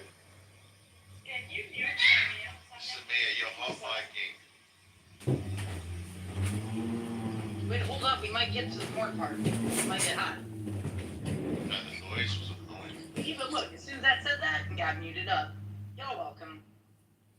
Anyway, does anyone else have any sort of feedback on this thing where Muhammad, like, you know, either he's worried that he's gonna divorce her, or he threatens to divorce her, and she's like, oh, you can fuck the young wife instead, and they do that. Is there anyone that has commentary on that behavior? Yeah, you think that's wrong and disgusting, but you shouldn't have multiple wives. But, like, not everybody can be Daniel. You know what I mean? either you consider the social context of the Arab society of that time, and you realize that the behavior of Muhammad was quite. He's off the market. He just got married 10 days ago-ish. To a white woman. He was off and on to the one he was off and on with. If he ain't got the peers white women, I'm gonna shoot the shit out of him. They just got married 10 days ago. Has used words in conversations and then redacted those words when people call out what those definitions are and ask him to fall inside those definitions. Paradox. I even, my lot in life, I raised a son who's in that genius category, like in mathematics. So it's just a strange thing because Yuval Harari, I'm sure you've heard of him, and people in the room will have, wonderful framer of history. And he says basically a country, a nation, is a fiction, which he's right. Right? A border there doesn't exist in nature. It's a fiction. To which I would add, it is a fiction, yes, but that kind of sounds like it's not real. Because what makes it realized is the agreement. That's the missing link. If people understand that It's interesting that I would ask you to be a reference for me, but it has to be somebody who I've known for. Looking at you as well.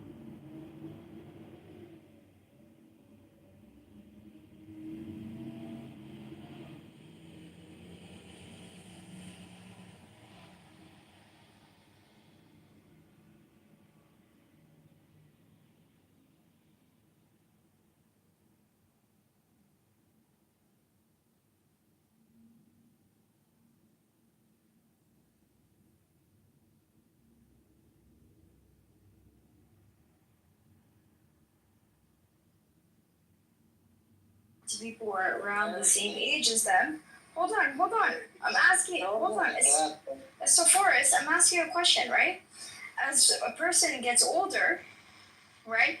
Would they relate to people who are the same age as them, or would they relate to someone who listened to completely different music, completely different life, completely different experiences? Nobody listens to music. I don't know how you're talking about. You get to be about 40, a lot of shit's gonna change. Right. This dude doesn't Okay. talk to women. I was just asking him.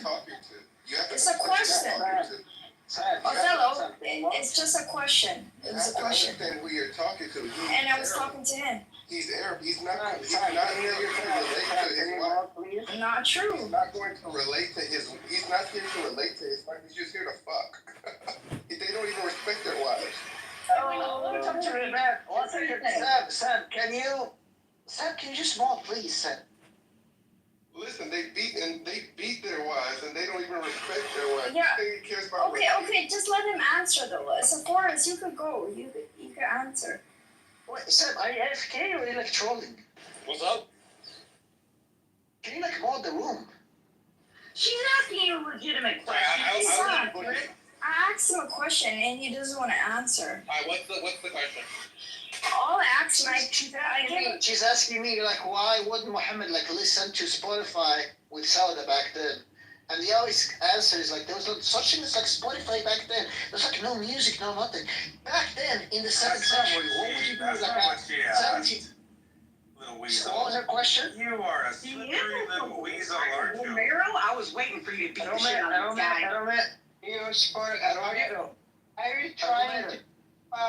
Are you trying to justify bad behaviors with women by using Phoenix, I'm defending Muhammad. Phoenix, I'm defending Muhammad. I'm the only one defending the Prophet. I'm Muslim too. I'm protected. Yeah, this guy's a real bum. And the Prophet did marry an older woman. He did. It was Fatima. What was his daughter, dumbass? What do you mean he married an older woman? He never married a Not older than him. He married a woman who was older. What do you mean that was his daughter? He never married Muhammad. Okay. He married his daughter? Who was his wives? Okay, hold on. Who was his wife? Please. Sam, please, can you mod? Sam, please, Sam. Sam has a big wiener. Sorry, sorry. Thank you, Aya. Let's be able to be a mod because I'm right now out on town. I can't like watch the screen as much. So, Andre, I'm making a mod. If people interrupt you feel free to move them out. It's like a weird episode of Supernatural. He's all like, damn. Okay, he doesn't want to talk to anyone else that's not Sam, so that's the problem. Yeah, well, you know what? That's probably for the best. A lot of us on stage want to get shit out of him. Right, Kitty. So we can talk Kitty then, because if he doesn't want to talk to anyone. Oh God. Sam, why would you mod this guy over Millet? At least give Millet mod. What's wrong with you? No, it's a good mod, but like, Andre never gets the mod. Anyway. What's wrong with you? You're like, why would you mod? Sam, why do you keep complaining and disgruntled? Why can't we just talk about the topic?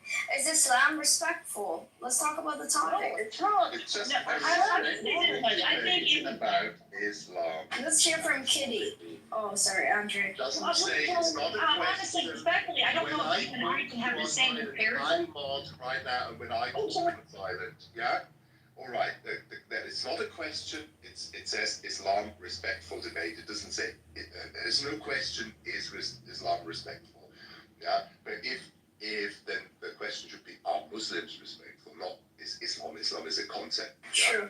Okay. Right, a respectful debate about Islam. Not just, why don't you set us off? How does a respectful discussion or debate about Islam come about? And how does it not come about? Thank you. Shukran, Andre. Thank you, Andre. Just see it shut the fuck up, Venus. No, because you're just going to keep talking to Sam. For God's sakes. Narcis, what were you saying? You know what? Fuck you guys. I'm done. Thank you. Bye. See you later, man. I'm sorry. Hit the road, Muhammad. And don't you come back. Oh, shit. Oh, he really did leave. Okay. He'll be alright. I have to work right now. I'm just saying, thank you, Andre. Just look at it. Look at all of everything from it. Try to be as unbiased as possible. Like if truth is what you're seeking. If truth is what you're seeking, you shouldn't have kicked Venus. Venus knows more about these subjects than everyone in these rooms combined. Also Venus kind of Oh yeah, huge dick, drunk, but like if you want to get to the truth, like he's not the guy to kick. Can you please say huge dick and drunk in the same sentence one more time? Well, huge dick and then drunk. Like a vegan. We have a few new people that just joined. Kitty, Ramiro, Nuha, Elliot, Cora. Yeah, Nuha. Hi, I'm new to Clubhouse. Is another person who likes to have respectful debates. Yeah, and she defends her religion even when it seems impossible, because she wants to see the good in it. For example, that's how to. What is this fetishization of like respect? Like, no, I want people who are smart and are going to say interesting things. Like, respect is secondary in these rooms. Thanks, Miller. No problem. No interruptions first, actually.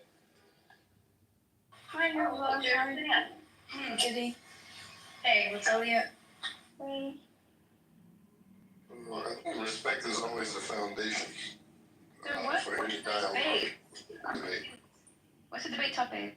I don't think there has to be respect. There just has to be a willingness to listen. Like I don't care if you respect me. I got Ramiro in, honey. Respect me or not, just be willing to listen. Can I ask a question, right? You come to Clubhouse and you think like the majority of people are willing to listen? No, this is it. What? Huh? No, that I would rather have a room where people are willing to listen than respectful. That's what I'm saying. True. Do you guys think Islam might be one of the most disrespected or hated religion?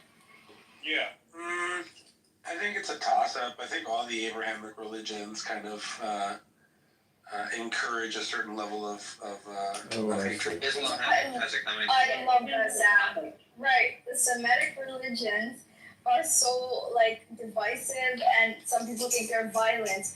That's Judaism, Christianity, and Islam. I'm glad that you said that all three. Yes, I appreciate that. Thank you. Yeah, but empirically, Islam's just more violent, right? It's the least reformed, right? I think. Yeah. There might be explanations for why it's more violent, but it's empirically much more violent. Is it right? Like if we compare? Hold on, because Ayan Hirsi argues that the reason why, Ayan Hirsi Ali argues that it's because it's the least reformed. What do you guys think? It's also the youngest, so that makes sense. Yeah, Exactly. Exactly. A lot when it's written into their text about killing and hiding. I think it's the fact that within the jurisprudence, we have certain assumptions, when a consensus by scholars is established, it can't be overridden by a new consensus, right? So it's binding across history. So these kinds of assumptions make Islam very hard to reform from a legal perspective. It means anything that is newly ruled on is kind of like an innovation. Right, exactly, because it gets rejected. Exactly, Nuha, because it's considered bid'ah. I think that's the term. Samia, you're unmiked and it's really loud. I'm sorry. I'll try to mute it out. But what I wanted to say is it's considered. Othello, you haven't muted yourself. Thank you. I don't think Islam is more violent. I don't think Islam is more violent. It just happens to be being violent in a time of mass media, right? Like if TikTok had existed during the Crusades, we'd have a much different opinion of Christianity, right? But Christianity had the benefit of no newspapers, no television, no nothing during the height of its cruelty. I love this, by the way, what you just said. Totally, yeah.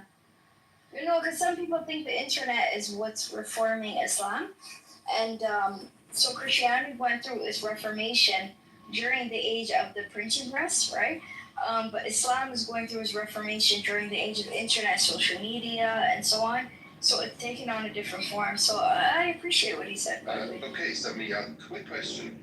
What makes you think that Islam, or you have to specify which branch of Islam, is undergoing a reform right now?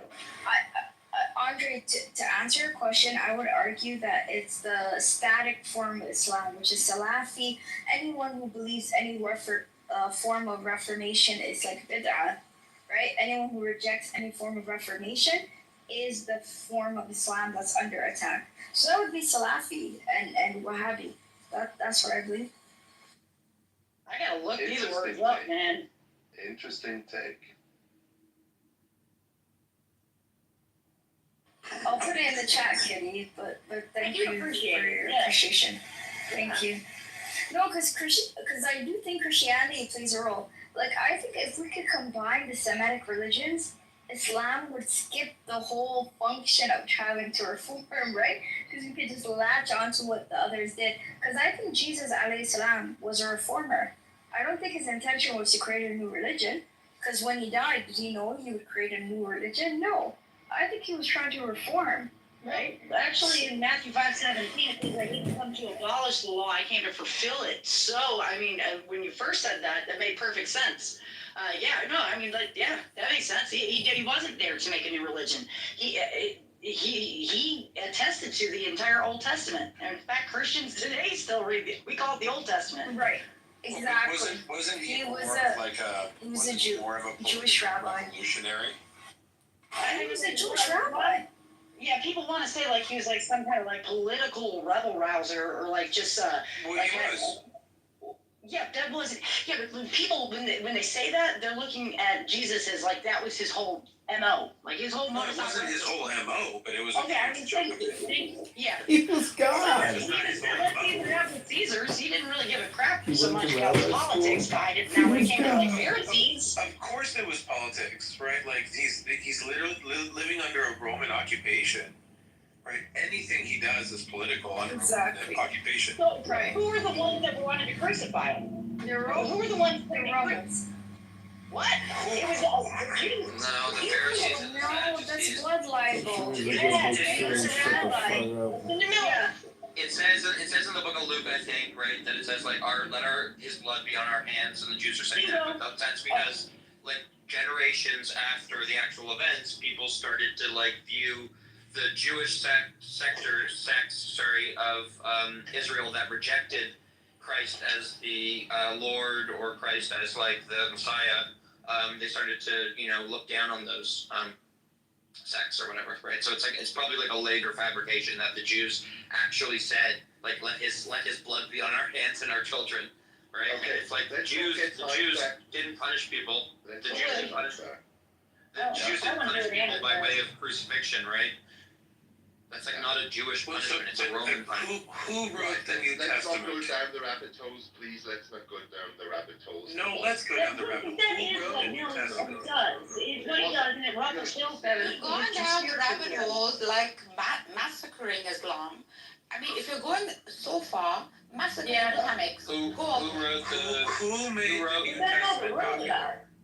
Who wrote the New Testament? The Gospels are anonymous. Like they're not anonymous. They're anonymous. They're not pseudepigraphal. The Gospels are anonymous. Who popularized it? Was it the Romans? Yes, because they had the Council of Nicaea, right?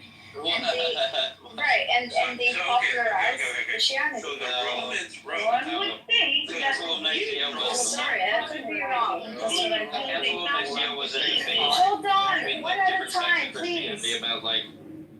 Yeah, but what Mills is saying is ridiculous. Okay. Obviously, the Jews wouldn't. I mean, they wanted him dead, so they're not going to sit here and be like, let's talk about this wonderful You're thing that he falling did. for propaganda, Kitty. What I'm No, saying I'm is saying logically look at it. Like, you couldn't sit there and be like, I want this guy dead, he's a rebel rouser, and then sit there and talk about it. what benefit would the Romans have by pointing the finger at Jews? Just answer me that. The Romans didn't point the finger at Jews. What the fuck? They were all so confused. You're all like so confused. We're not interested in the blood libel. Oh, thank God, now I can finally have some knowledge. Yeah, you can. I was saying that sarcastically, I but know. Milton and I could be Of friends. course, it benefits the Romans to point to the Jews The as the Romans villains of the didn't New write Testament, the right? Gospels. Right, look, hold on. Okay, sorry, go ahead, Andrew. Look, what are you talking about, Romano? Like, it would benefit the Romans to scapegoat the Jews? No, the Romans didn't write the New Gospel. They Let's let Matt controlled speak. it, didn't they? Oh my God. Did they not? We appreciate you. What do you mean they controlled it? What does that mean? Well, Marion, I They get that. controlled The Roman was the Roman Catholic Church the center of Christianity? No, they didn't do that. They did not. Andre, please don't boom the room. I love everyone, but please listen to the mod, please. So Marvin, mute your mic. That is. No, but Andre's trying to make a point. He's not trying to make a moderation point. He has the same rights as everyone else when it comes to talking. True. Yes. Let's stay on topic, please. Okay. What's the And topic, just to help you Andre? out, Thank the you. title's like literally It's above your head. respectful to say. Sorry, Othello. And Andres, just so you know, and me included, but instead of like moving people down or like ending a room, if you want the three dots on the right, you can mute everybody except for yourself all at one time. It'll say mute all. Just, and yeah. I love the mods.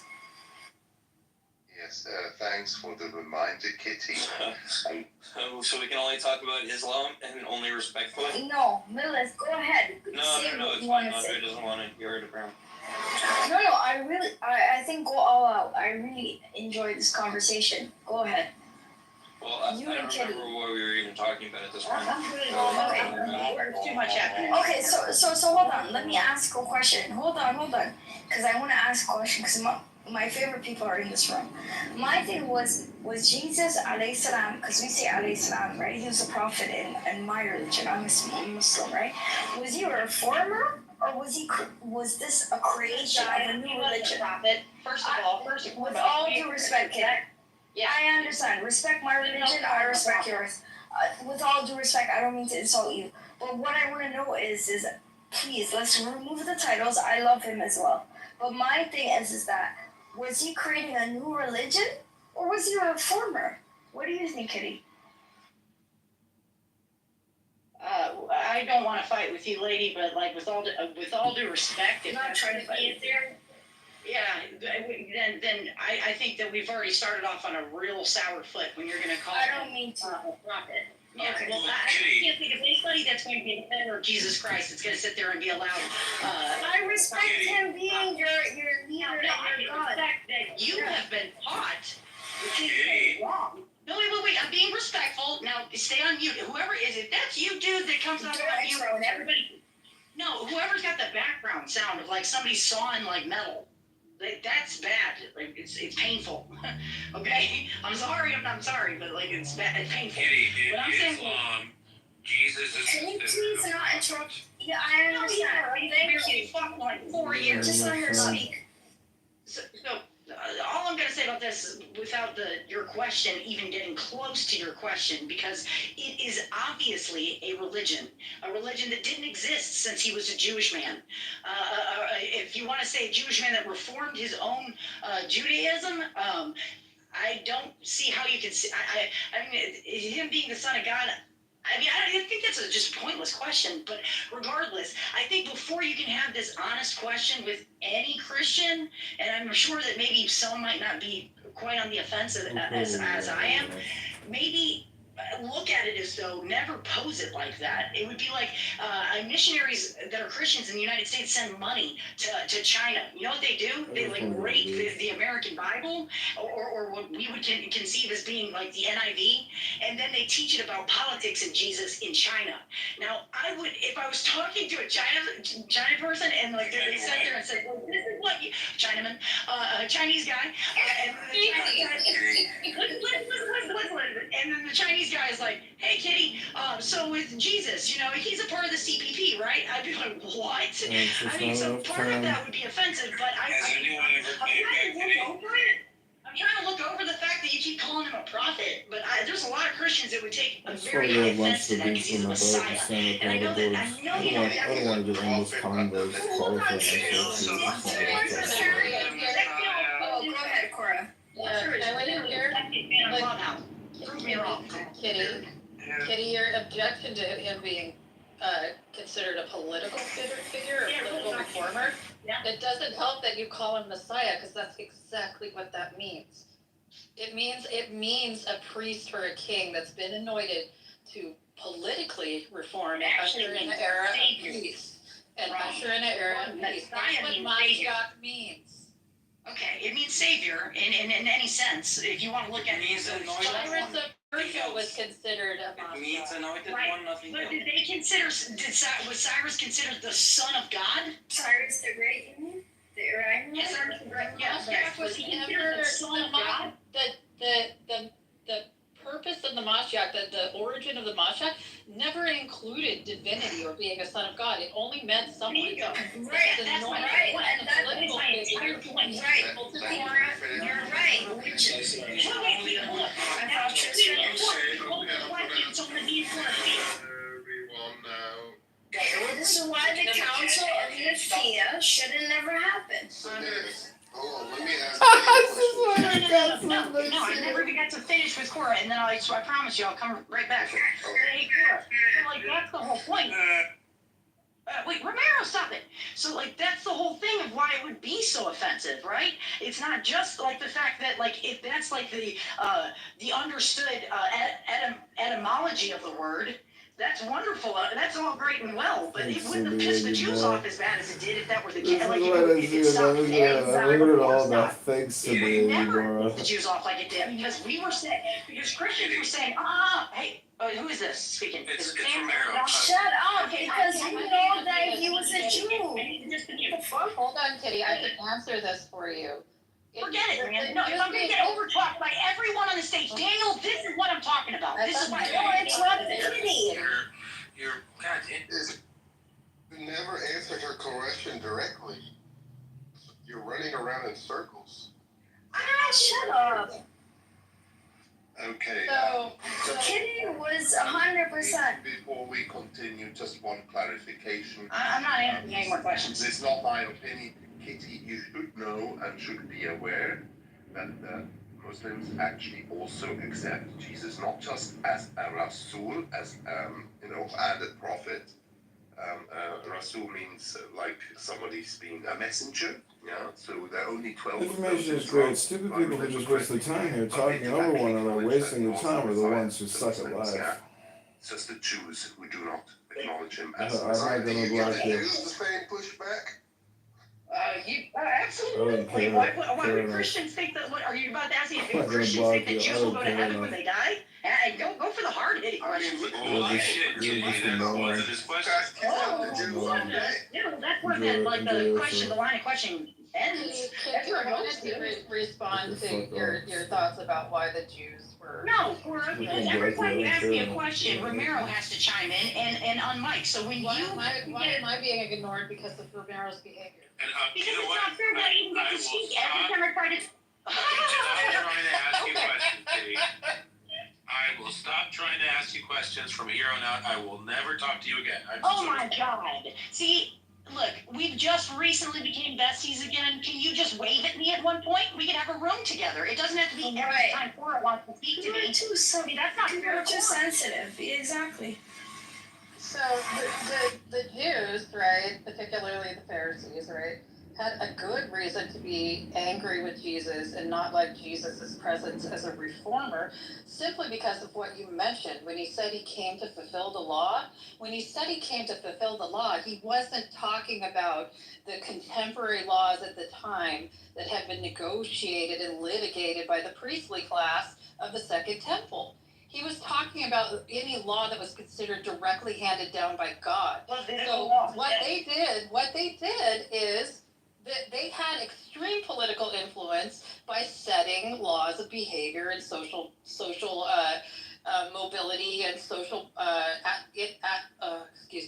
interactions and all of that. Like this is all very well exemplified, like by getting angry with the money changers at the temple, talking about people washing their hands and how it's kind of pointless, you know? Like that's exactly why they were pissed off. I completely agree.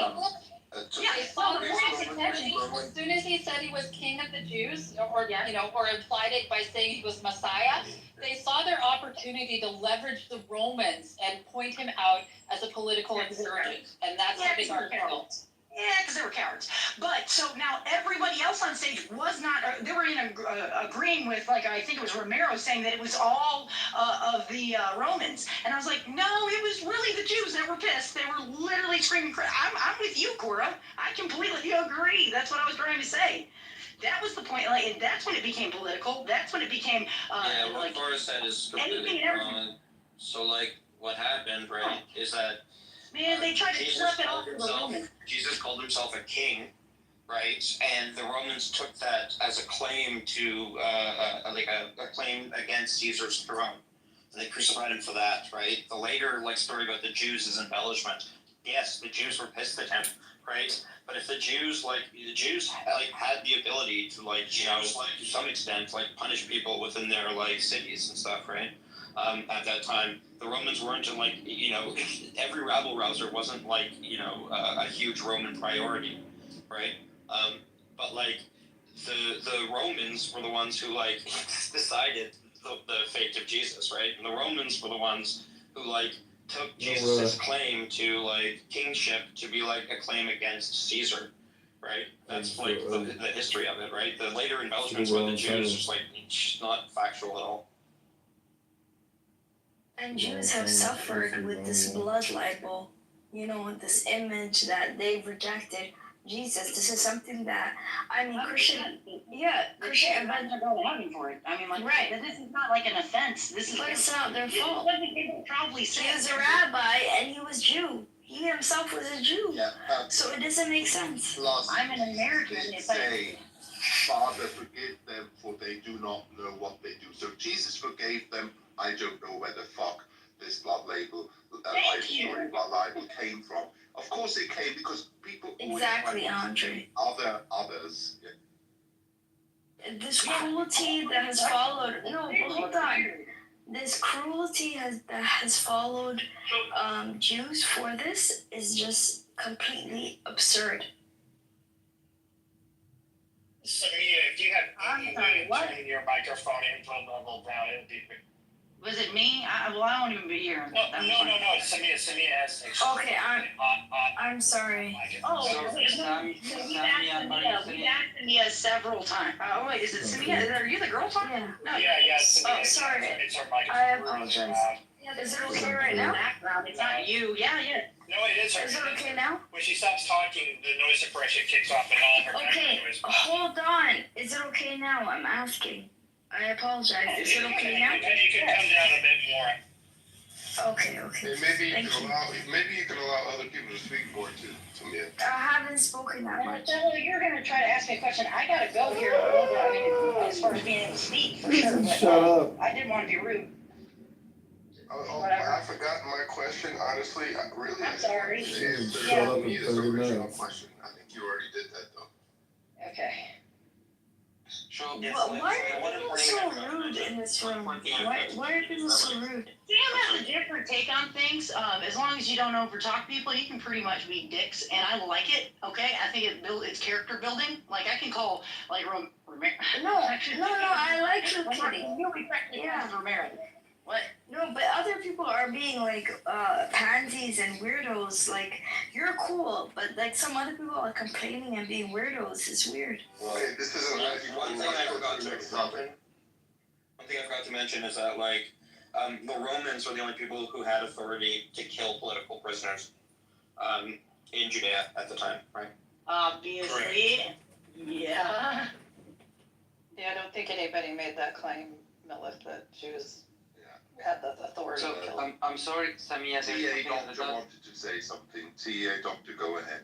Yeah, thank you. I want to ask Samia something.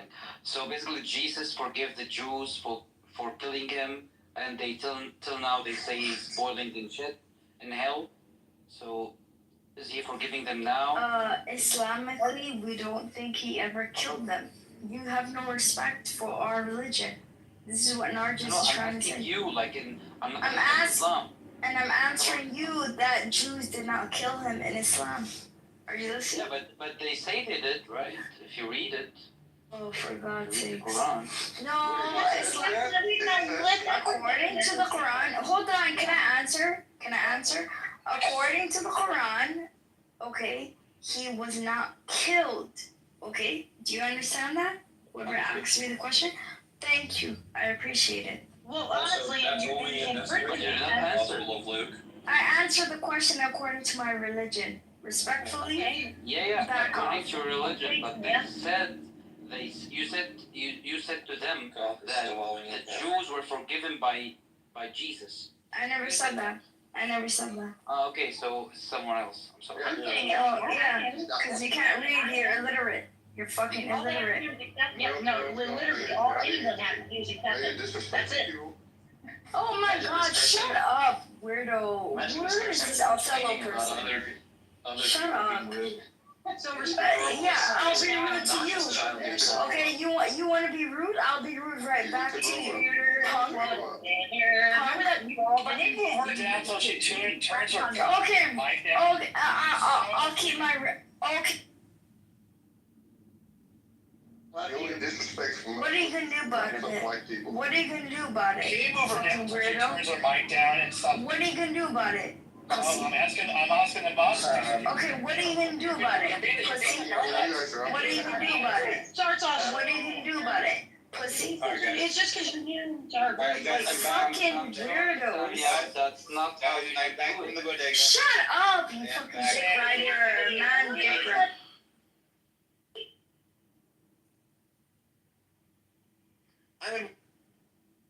If you talk over me or anyone else, you're getting moved down immediately by me. I'm back in the bodega. Law is now in effect. The law and order is in effect. Don't try me. There's no warnings, no nothing. You just immediate move down if you interrupt.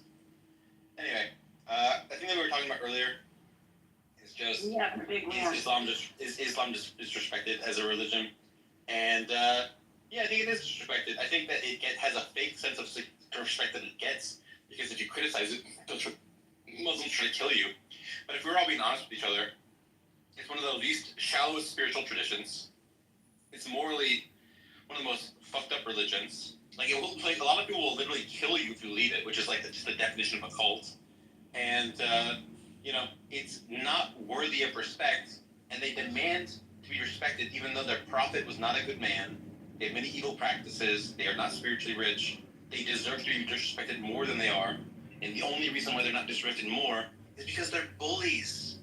Yeah, can we disrespect Judaism without being called anti-Semitic? Are you kidding me? Someone starts dissecting Judaism. Yeah, can we disrespect Judaism without being called anti-Semitic and be censored everywhere we go? Okay, all right. So when your faith actually talks about killing someone just because it's not like I would think that would be pretty anti-Semitic. The Amalekites killing your own child, stoning him to death if he disobeys. Like, I don't think people from glass houses should sending. No, there's actually a government thing that is called ADL, and that actually they record your name if you said something that is anti-Jewish or anti-Jewish culture or whatever. Afraid of this shit. A lot of Christians, when they say that they express their criticism to Judaism, they deem to be like anti-Semitic sometimes. The ADL is a nonprofit. I think we're gonna get canceled. Yeah, it's a nonprofit organization, first of all, and I think that, like, honestly, in here in Clubhouse, most all Christians, There are people are because disrespecting Islam are not like governments of Islam or whatever, like officials of Islam. They are just doing that by their own. Okay. Do Muslims not have freedom of speech? If you're talking about in reference to what Sam just said, I mean, yeah, he has his freedom of speech and everything at one, and two, he's not a Christian. So please don't convolute the two. I will say probably echo, if not champion, a lot of the things though that Sam said. However, what we're talking about is just the fact that, like, or at least for me, it contorts and completely like f's up like what's said in the Bible, and then they practice it, they study it, and they teach it, and they tell people this way. Like I just heard Samia say, well, he was never really killed. That's huge. I mean, like, to Christians, that's huge. To call him a prophet, that's like completely contorting and like messing up our faith. Fair I enough. wouldn't say that being Islamophobic, but I would say, no, I firmly disagree. I think it's very disrespectful to Christians. Yeah, Yeah. No. I respect that. Okay. Do rabbinic Jews also, like, do you respect them also when they say your God's falling in ship? I've never heard Jewish people say that. Respectfully, sir. I'm not. You never heard it, so it's true then. No, I'm not. What I'm saying is that, like, I don't feel that kind of pushback. Like they want to kill me. Like I would say, extremist Muslims. Well, you know, they've taken out a couple buildings. Yeah, so Well, it's the truth. So you guys know about Jews? The thing is that anyone who like evil, the Jews have a lot of practices. Like Abraham was evil. He made his son carry up his own wood to his own death sentence. That's evil. Moses killed someone for collecting wood in the Sabbath. That's evil. There's lots of evil stuff in the Old Testament because the book is very old. In fact, it's probably worse than the Quran because it's so much older and has less moral progress since then. That being said, the Jews wrote the Talmud, and the Talmud is all about coming up with a more reformist, reasonable, sensible way of thinking about things and interpreting things.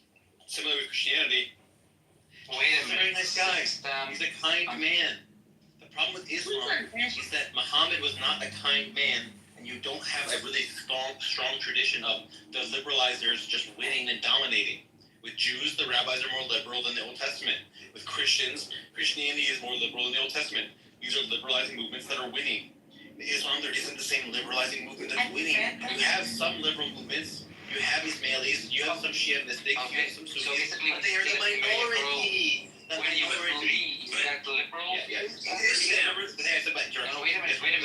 You remember You I said said three. I agree with Sam. I Yeah, agree. you remember I said about that? Yeah, don't interrupt me. Yeah, don't. So, the people like the Ismailis and the Shias and the mystics and stuff, they are minorities. The Mu'tazilates don't even exist anymore. So, I would love it if Islam became reformed and modern and chill, but unfortunately, the majority aren't, which is why they deserve disrespect. Yeah, actually, you know, Sam, in Sweden they tried to burn the Quran and they burned it, and then a Muslim man came and said, okay, now I want to burn the Torah. However, now when he said that he wanted to burn the Torah, the government and the people and the world started taking it more seriously until he was stopped in some way, right? So what I'm seeing is that there is this criticism of Islam and like saying that it is okay to criticize Islam and it is not okay if someone is trying to shut that down and silence people.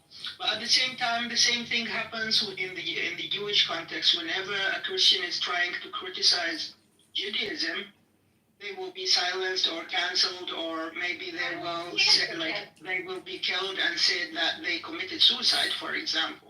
Here's the difference. So if I kill you because you don't believe, if I kill myself and you in the process because you are not, because you're a Gentile, that would be, I'd say, pretty extreme and written into a faith of something. Now, if I get canceled and silenced because I believe my faith, you know, that's far, that's different. You don't see it. I'm sorry, Romero's gonna keep talking, but like, isn't that a part of it? Well, Like, because I've been trying to ask him a question for a few minutes now, and I keep getting interrupted. And it's the fucking kid show, right? So I'm gonna ask you a question. I'll mute up. Stop being a bitch. Sam, do you think that all those Muslims in the United States that have somewhat secularized, that are considered peaceful by all standards, don't you see that as progress? Yeah, of course. But you'll notice that support sure. You'll notice that I've noticed a lot of Muslims that are liberal who still think that in a caliphate the apostate should be killed, who still think that gays should be illegal, think that it should be illegal and punishable with violence to draw the prophet. So they're not actually that fucking liberal. No, especially when it comes to LGBTQ, we have a different framework. No, we just don't consider identity, but you can go ahead and sleep with whoever you want to sleep with. But they never listen to that. No, don't lie. Excuse me. The Ottoman Empire was very freeing to LGBTQ. You can do whatever. Excuse me. Hold on. Excuse me. Can you not interrupt me for a second? Okay? A sexuality is not an identity, okay, sir? When it comes to the listen, people respect the Eastern way of thinking. Why? Because they have money behind it.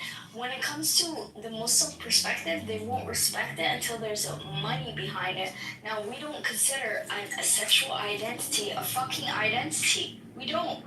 We consider it. That I can't wait for If you want to sleep with whoever the hell you want to sleep with, marry whoever you want to marry, go fucking ahead. But that's not an identity. Hold on. I agree. We don't consider. Yeah, we don't consider identity. Listen, there's gay and queer people in every society. Stop it. They're in every society, and you're making their lives more dangerous by acting this way, okay? By making it their sole identity, okay? The Muslim community used to be more accepting of LGBTQ before you turn it into their sole identity. This is an Americanized way of thinking. You want to make an identity that's rainbow based off of America, right? Based on the Stonewall riots, is that what it is? Right? Same with the BLM. You're so confused. Stop talking. Oh no, thank you, Kitty, but I'm crazy, right? I'm crazy, right? Because our sexuality is our identity. Thank you, Kitty. Sorry. I'm sorry. I didn't know. I'm sorry. Okay, If you're a lesbian, that means that's your identity. Sorry, I apologize. My question is still not answered. No, what would make the gays Don't address me. It would make gays a lot safer in the Muslim world if Muslims stopped thinking that it would be okay to kill them. The idea that, we make gayness an identity and that makes them more safe. No, don't make them safe. People killing them. People hurting them. I hate your lack of self-control. I love that I can just put you down. You all fucking suck at your ability to deny self-control. Okay, but the problem is, when it fucking comes to killing people for being gay, that's what makes gays' life dangerous. Not having an identity, not promoting LGBT, none of that makes their life dangerous. What makes their life dangerous is people hurting them. Muslims thinking that you should hurt them. That's what makes their life dangerous. Obviously. And Actually, a lot of homosexuals in the West nowadays are committing suicide because of there is a propaganda against them that even telling them to stay away from children. But actually, my question is still not answered. Why, when a Muslim, when a person who is not a Muslim tried to burn the Quran, a lot of people said it's his freedom. But the same people, when another Muslim said, I want to burn the Torah, they criticized him and they tried to stop him. Why is there a double standard? Yeah, I'm happy to answer your question. Because people are hypocrites and don't have lots of reasonable standards on things. That being said, most of the free speech organizations like FIRE, like Freedom from Religion Foundation, etc., would support you having the freedom of speech to burn the Torah. And so, yeah, you're right that some right-wing people don't have fucking principles, and they'll just say, yeah, burn the Quran, but don't burn other stuff. And they're stupid. They should have a principled idea that you can burn stuff. But you're right. You're fighting hypocrisy. Now, there is a reason why people would be a little bit more careful about sort of really public anti-Semitism, given that the Holocaust happened recently. But it's still, I think it should be okay to burn the fucking Torah if you want to. That being said, yeah, the fucking Quran is more worthy of criticism right now. Islam is a worse set of ideas than Judaism right now. It's more dangerous. Jews die of it. And you gotta look at the fact that these people have allyship, That's true. Can I speak, Sam? Faro? Like you're speaking. You know what's funny? You're speaking, but the Christians can I speak more now people for than us. a minute or so? You killed so many people. You're the terrorist. You're asking, Can I speak for a second or so? You're asking why European nations who generally have a war against Islam and are generally filled with European people who are either Christian or Jewish, why that they would have a problem with you burning their book, their Bible. You know what I'm saying? You have to understand, these people have an alliance and they are at war with Islam, so of course they're going to do all the backhanded stuff. No, brother, you see, you're missing the point. The problem is there is so much of illegal immigration in Europe right now of Muslims. Yes. illegal immigration, and they want to destroy Europe. Yeah, but they don't run And anything. they want to put Sharia in Europe, man. Damn it. They don't I run mean, if you're a anything. Muslim, I respect you, right? I mean, Are you you can be in an idiot. Europe, That's Thomas? all. Are you in Europe, Thomas? Are you in Sorry? Are you No, I live in European? Singapore. You're from Singapore. Yeah. Okay, so why do you care about Europe then? Why do I care about Europe? Because half my family is in Europe. Half of your because you're European? My maternals are in Europe. Okay? In London, Belgium. Okay, dude. So I care about Europe because these Muslims, bastards, are trying to just destroy Europe. Yeah. Okay. You know, can you imagine in Vatican, they are bloody fucking doing prayers We're the war in public spaces? I mean, what the fuck they want to do? They want to show they want to show what? Dominance? Look at what the fuck is happening in UK. What the fuck is happening in France? Gaza. Yeah. Don't forget. Yeah. I mean, you just look, man. You're Norway. What the fuck is happening right now of illegal Samia, what are you? Are you Muslim? What are you, Samia? What are you? I'm against the terrorists. I'm jihad against terrorists, and I support him because he knows exactly what they're doing to Hindu women. Fuck you, terrorists. Fuck terrorists. I like Nargis is my friend, and I respect her. Actually, I live in the Gulf country, right? And there are a lot of immigrants here, right? There are a lot of immigrants from India, for example, in the Gulf countries. People are not complaining about it. The locals are 10% in Gulf countries. You know that? I support Indians. I support India. Why can't we be? The locals in Gulf countries are only 10%. People are not complaining about it that much. Listen, I support Jai Hind all the way every day. I support India over Pakistan. Sorry, these countries have a gender apartheid. Let's call it what it is. So I will support anyone against the terrorists. Jihad on the terrorists. That's what I believe. Jihad on the terrorists. Yes, kill every terrorist. They're the murtads. Because you know what? Hold on. Do you want to know something? Terrorist Islamic extremism kills 82% of the Middle East. How does that make sense? You guys don't even know how to kill the infidels. You're killing other Muslims. 82% are killed by fellow Muslims. So go fuck yourself. You guys are the murtads. You guys are the evil people. Listen to yourself. Is this girl drunk or something? Like, can you Just drink make some some facts. coffee? Shut up, Can you bro. drink some coffee? Oh, get out. Bro, you guys time Drink are done. some You coffee trying and to do come some back like Arab we want colonization? people to It's not focus gonna more here. happen. Bro, Arab colonization is not gonna happen. It is. This room is annoying me. I'm just gonna move like a lot of you down because fuck you. So, to doctor, you there? Thank you, Yes, Sam. I'm here. I have a question for Hadith. I want to know what you think about it. Yeah, sure. Give me your leave. Yeah. When it says in Sahih al-Bukhari 608, that Satan farts when the call to prayer happens because he's running away so quickly. Do you think that is a literal statement? Wait a minute. Did they say what? That Satan, devil, farts really loudly when the call to prayer happens because he's running so quickly. So because he runs so fast, the fart comes out of him, and it's a loud fart. And it's Okay, what number is? I want to read it. Sahih al-Bukhari 608. Okay. Is that actually fake, Sam? That's hilarious. Oh, 8. He's running to the toilet because he had Taco Bell. Go He wants it louder. That is a He fact. wasn't there, And wait till he gets to like the Yes, the nose cleaning. Okay, this is not Sahih. Let's go. Next one. It's Sahih al-Bukhari. Yeah, Sahih al-Bukhari does not contain all Sahih. You know, like it has grading system. Yes, they do. The Sahihain are Sahih Muslim and Bukhari, and all of them are Sahih. And if they have grading in them, my friend, I have it next You're a to me. liar. Show us. I'm not a liar. I don't lie. Okay, bring your proof. I'm not doing Bring it. yours. Bring yours. So you made a claim You called made the claim. Sahihain for I a reason. answered. You made the claim that I was a liar. So show me that I'm not. Okay, did you notice that? Google says it's Sahih.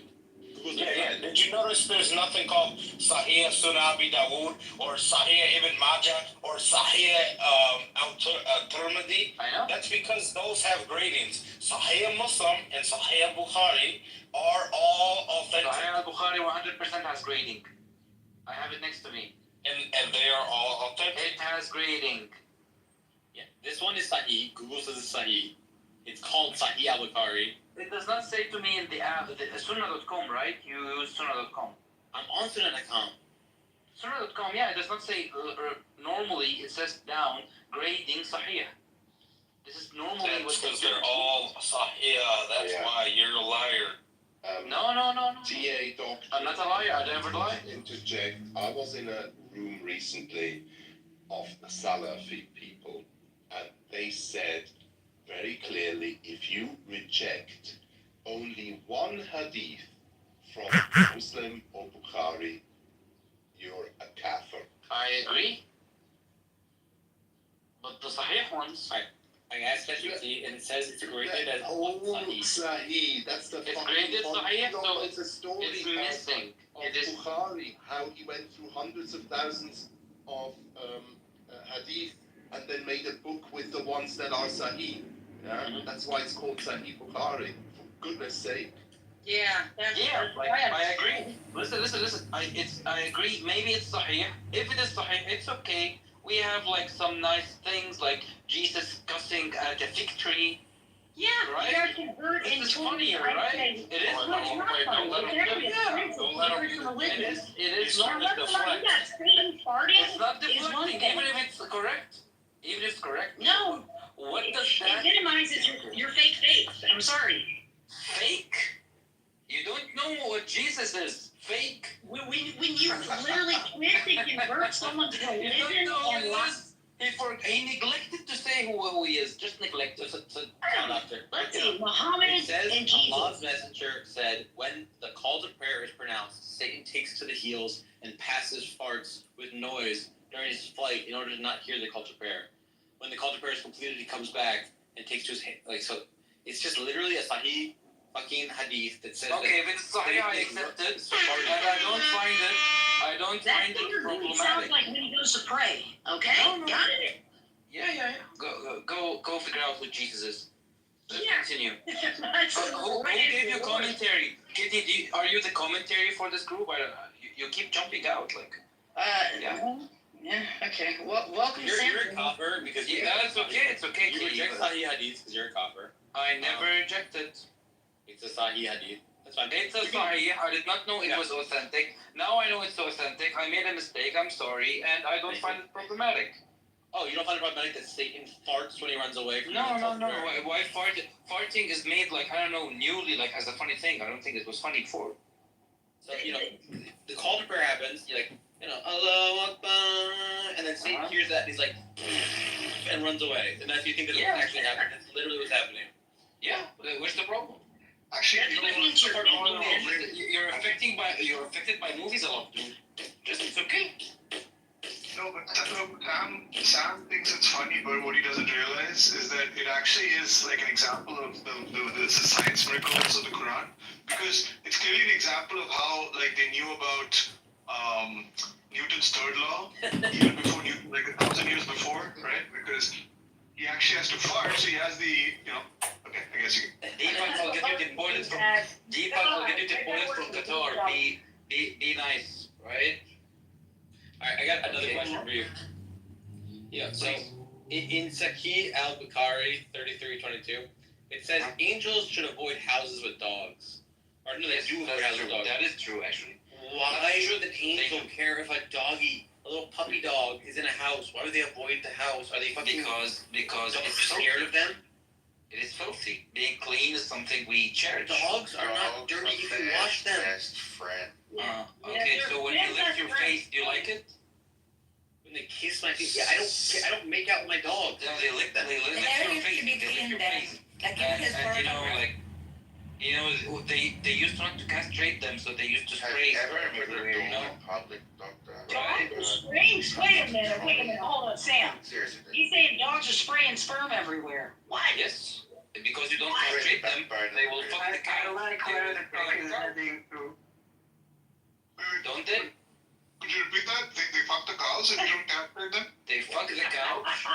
Basically, it's more like the pillow that you sleep on. They fuck it, right? And you have sperm on your nice pillow. And then you wake up, you go call a prayer, and you hear Jesus or Satan farting. The funniest thing. Yeah, and then I see Jesus cursing in a fig tree. Dogs are. Yeah, continue, please. Dogs are literally the one animal. Dogs get along with humans. Of all the animals. And the semen fairies donate to become Of all the animals that get along with humans the best on earth, dogs are our best friends. They've been domesticated the earliest. They were domesticated like fucking 30,000 years ago. They have the same emotions and expressions and feelings as us because they co-evolved with us. They are really, really friendly. And they're only dirty if you don't wash your dog. But they're not dirtier than like a cat or any other pet you could have. They're really friendly. And just because Muhammad had like a fucking fear of dogs or some shit doesn't mean that an angel had that stupid idea to think that dogs are bad. Dogs are really nice. So are you comparing cats to dogs by cleanliness? Yes. Hold up, I'm about to take a personal offense. No, I'm just kidding. But also, I guess like you're allowed to have a dog as like a guardian, so a guard dog. So I guess maybe the angel will come in if you have the right dog, or does he only? No. You can have a dog for hunting purposes, for let's just say guarding the house, you know, but you can't have it as a pet.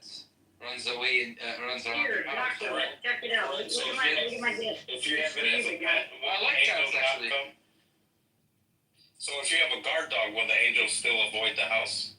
Because or a guard dog does not stay in the house, right? Muhammad. Oh, a guard dog. What the hell? Yeah, a guard dog stays in the house. How's it supposed to go? Wait a minute, a guard dog. Have you watched Tom and Jerry? You and me, Buster.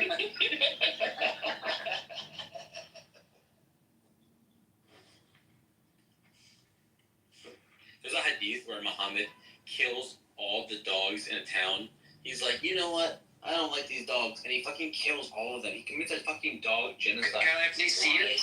Because he's a fucking moron. The name of This was a respectful discussion.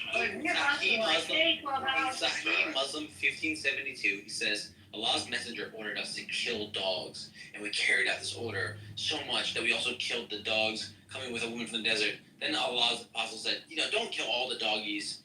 And then he said, it is your duty to kill the jet black dog because that is the devil. So just like he orders the dog genocide, then he's like, oh, there's 2 dogs getting killed. But actually, you can kill the black doggies because they're the devil. Can I ask you a question? Retarded. Yeah, Sam, can I ask you a question? Sam has a black dog, you know he does. What's up? Do you think that this is just as retarded And if you continue. Wait, chill, what the fuck? Yeah, Do you think this is more or less or the same retardation as when the Israelites were commanded to destroy all the people and 100%. genocide everyone, including the Alex? Yeah, no, listen, it's less retarded than killing. No, it's not less retarded just because. Okay, can I please speak? It says to them, and then Allah's apostle forbade their killing. Right? He said, it's your duty, the jet black dog having 2 spots on the eyes, for it's the devil. So basically, it's not all dogs. It's talking about certain type. He orders a genocide of dogs. Just see how you twist. Don't kill all the dogs, kill the black ones. Only one. Only one. It's because they're Negroes. Why are you speaking? You're not Were the jet black ones fighting because you're praying? Was he killing Negro dogs? It's okay. You can make fun, you know. I can make fun too. Keep the verses for yourself. It's from. I don't understand. Listen what Elijah did. Listen what Elijah did. I'm an atheist. Killed children for calling him bold. What's up? I don't care when I What's up, man? This is you. No, Okay, I think it's let's stupid. But I think it's stupid. Why? I think it's stupid too. Why do you? It's all stupid. Actually, you know what's funny? You know what's funny? Kitty, it's okay with you. Listen. So, wait a minute. sorry, why are you speaking? We're going to criticize Christianity. I have yet to hear one Muslim, especially a Muslim, but I have yet to hear one Muslim, one Jewish person, or fellow Christian, or even atheist, or whatever, if you're in mystic, like magical shit, whatever. Start at the New Testament and criticize like the Christ in Christianity. Start with the New Testament, okay? And like, let's bring up a beef that you've got. It's a victory, man. Look at Okay, I will start. So why do you believe that God? Why did I even do this to myself? I will start. Sam, you might want to put it down. I'm probably gonna beat the shit out of this guy. Yeah, you should. Yeah, I will. So why do you worship a God that committed suicide for your sins? I don't. I'm a fucking atheist. Everyone just because Christianity and Judaism are stupid, it doesn't mean that Islam isn't stupid.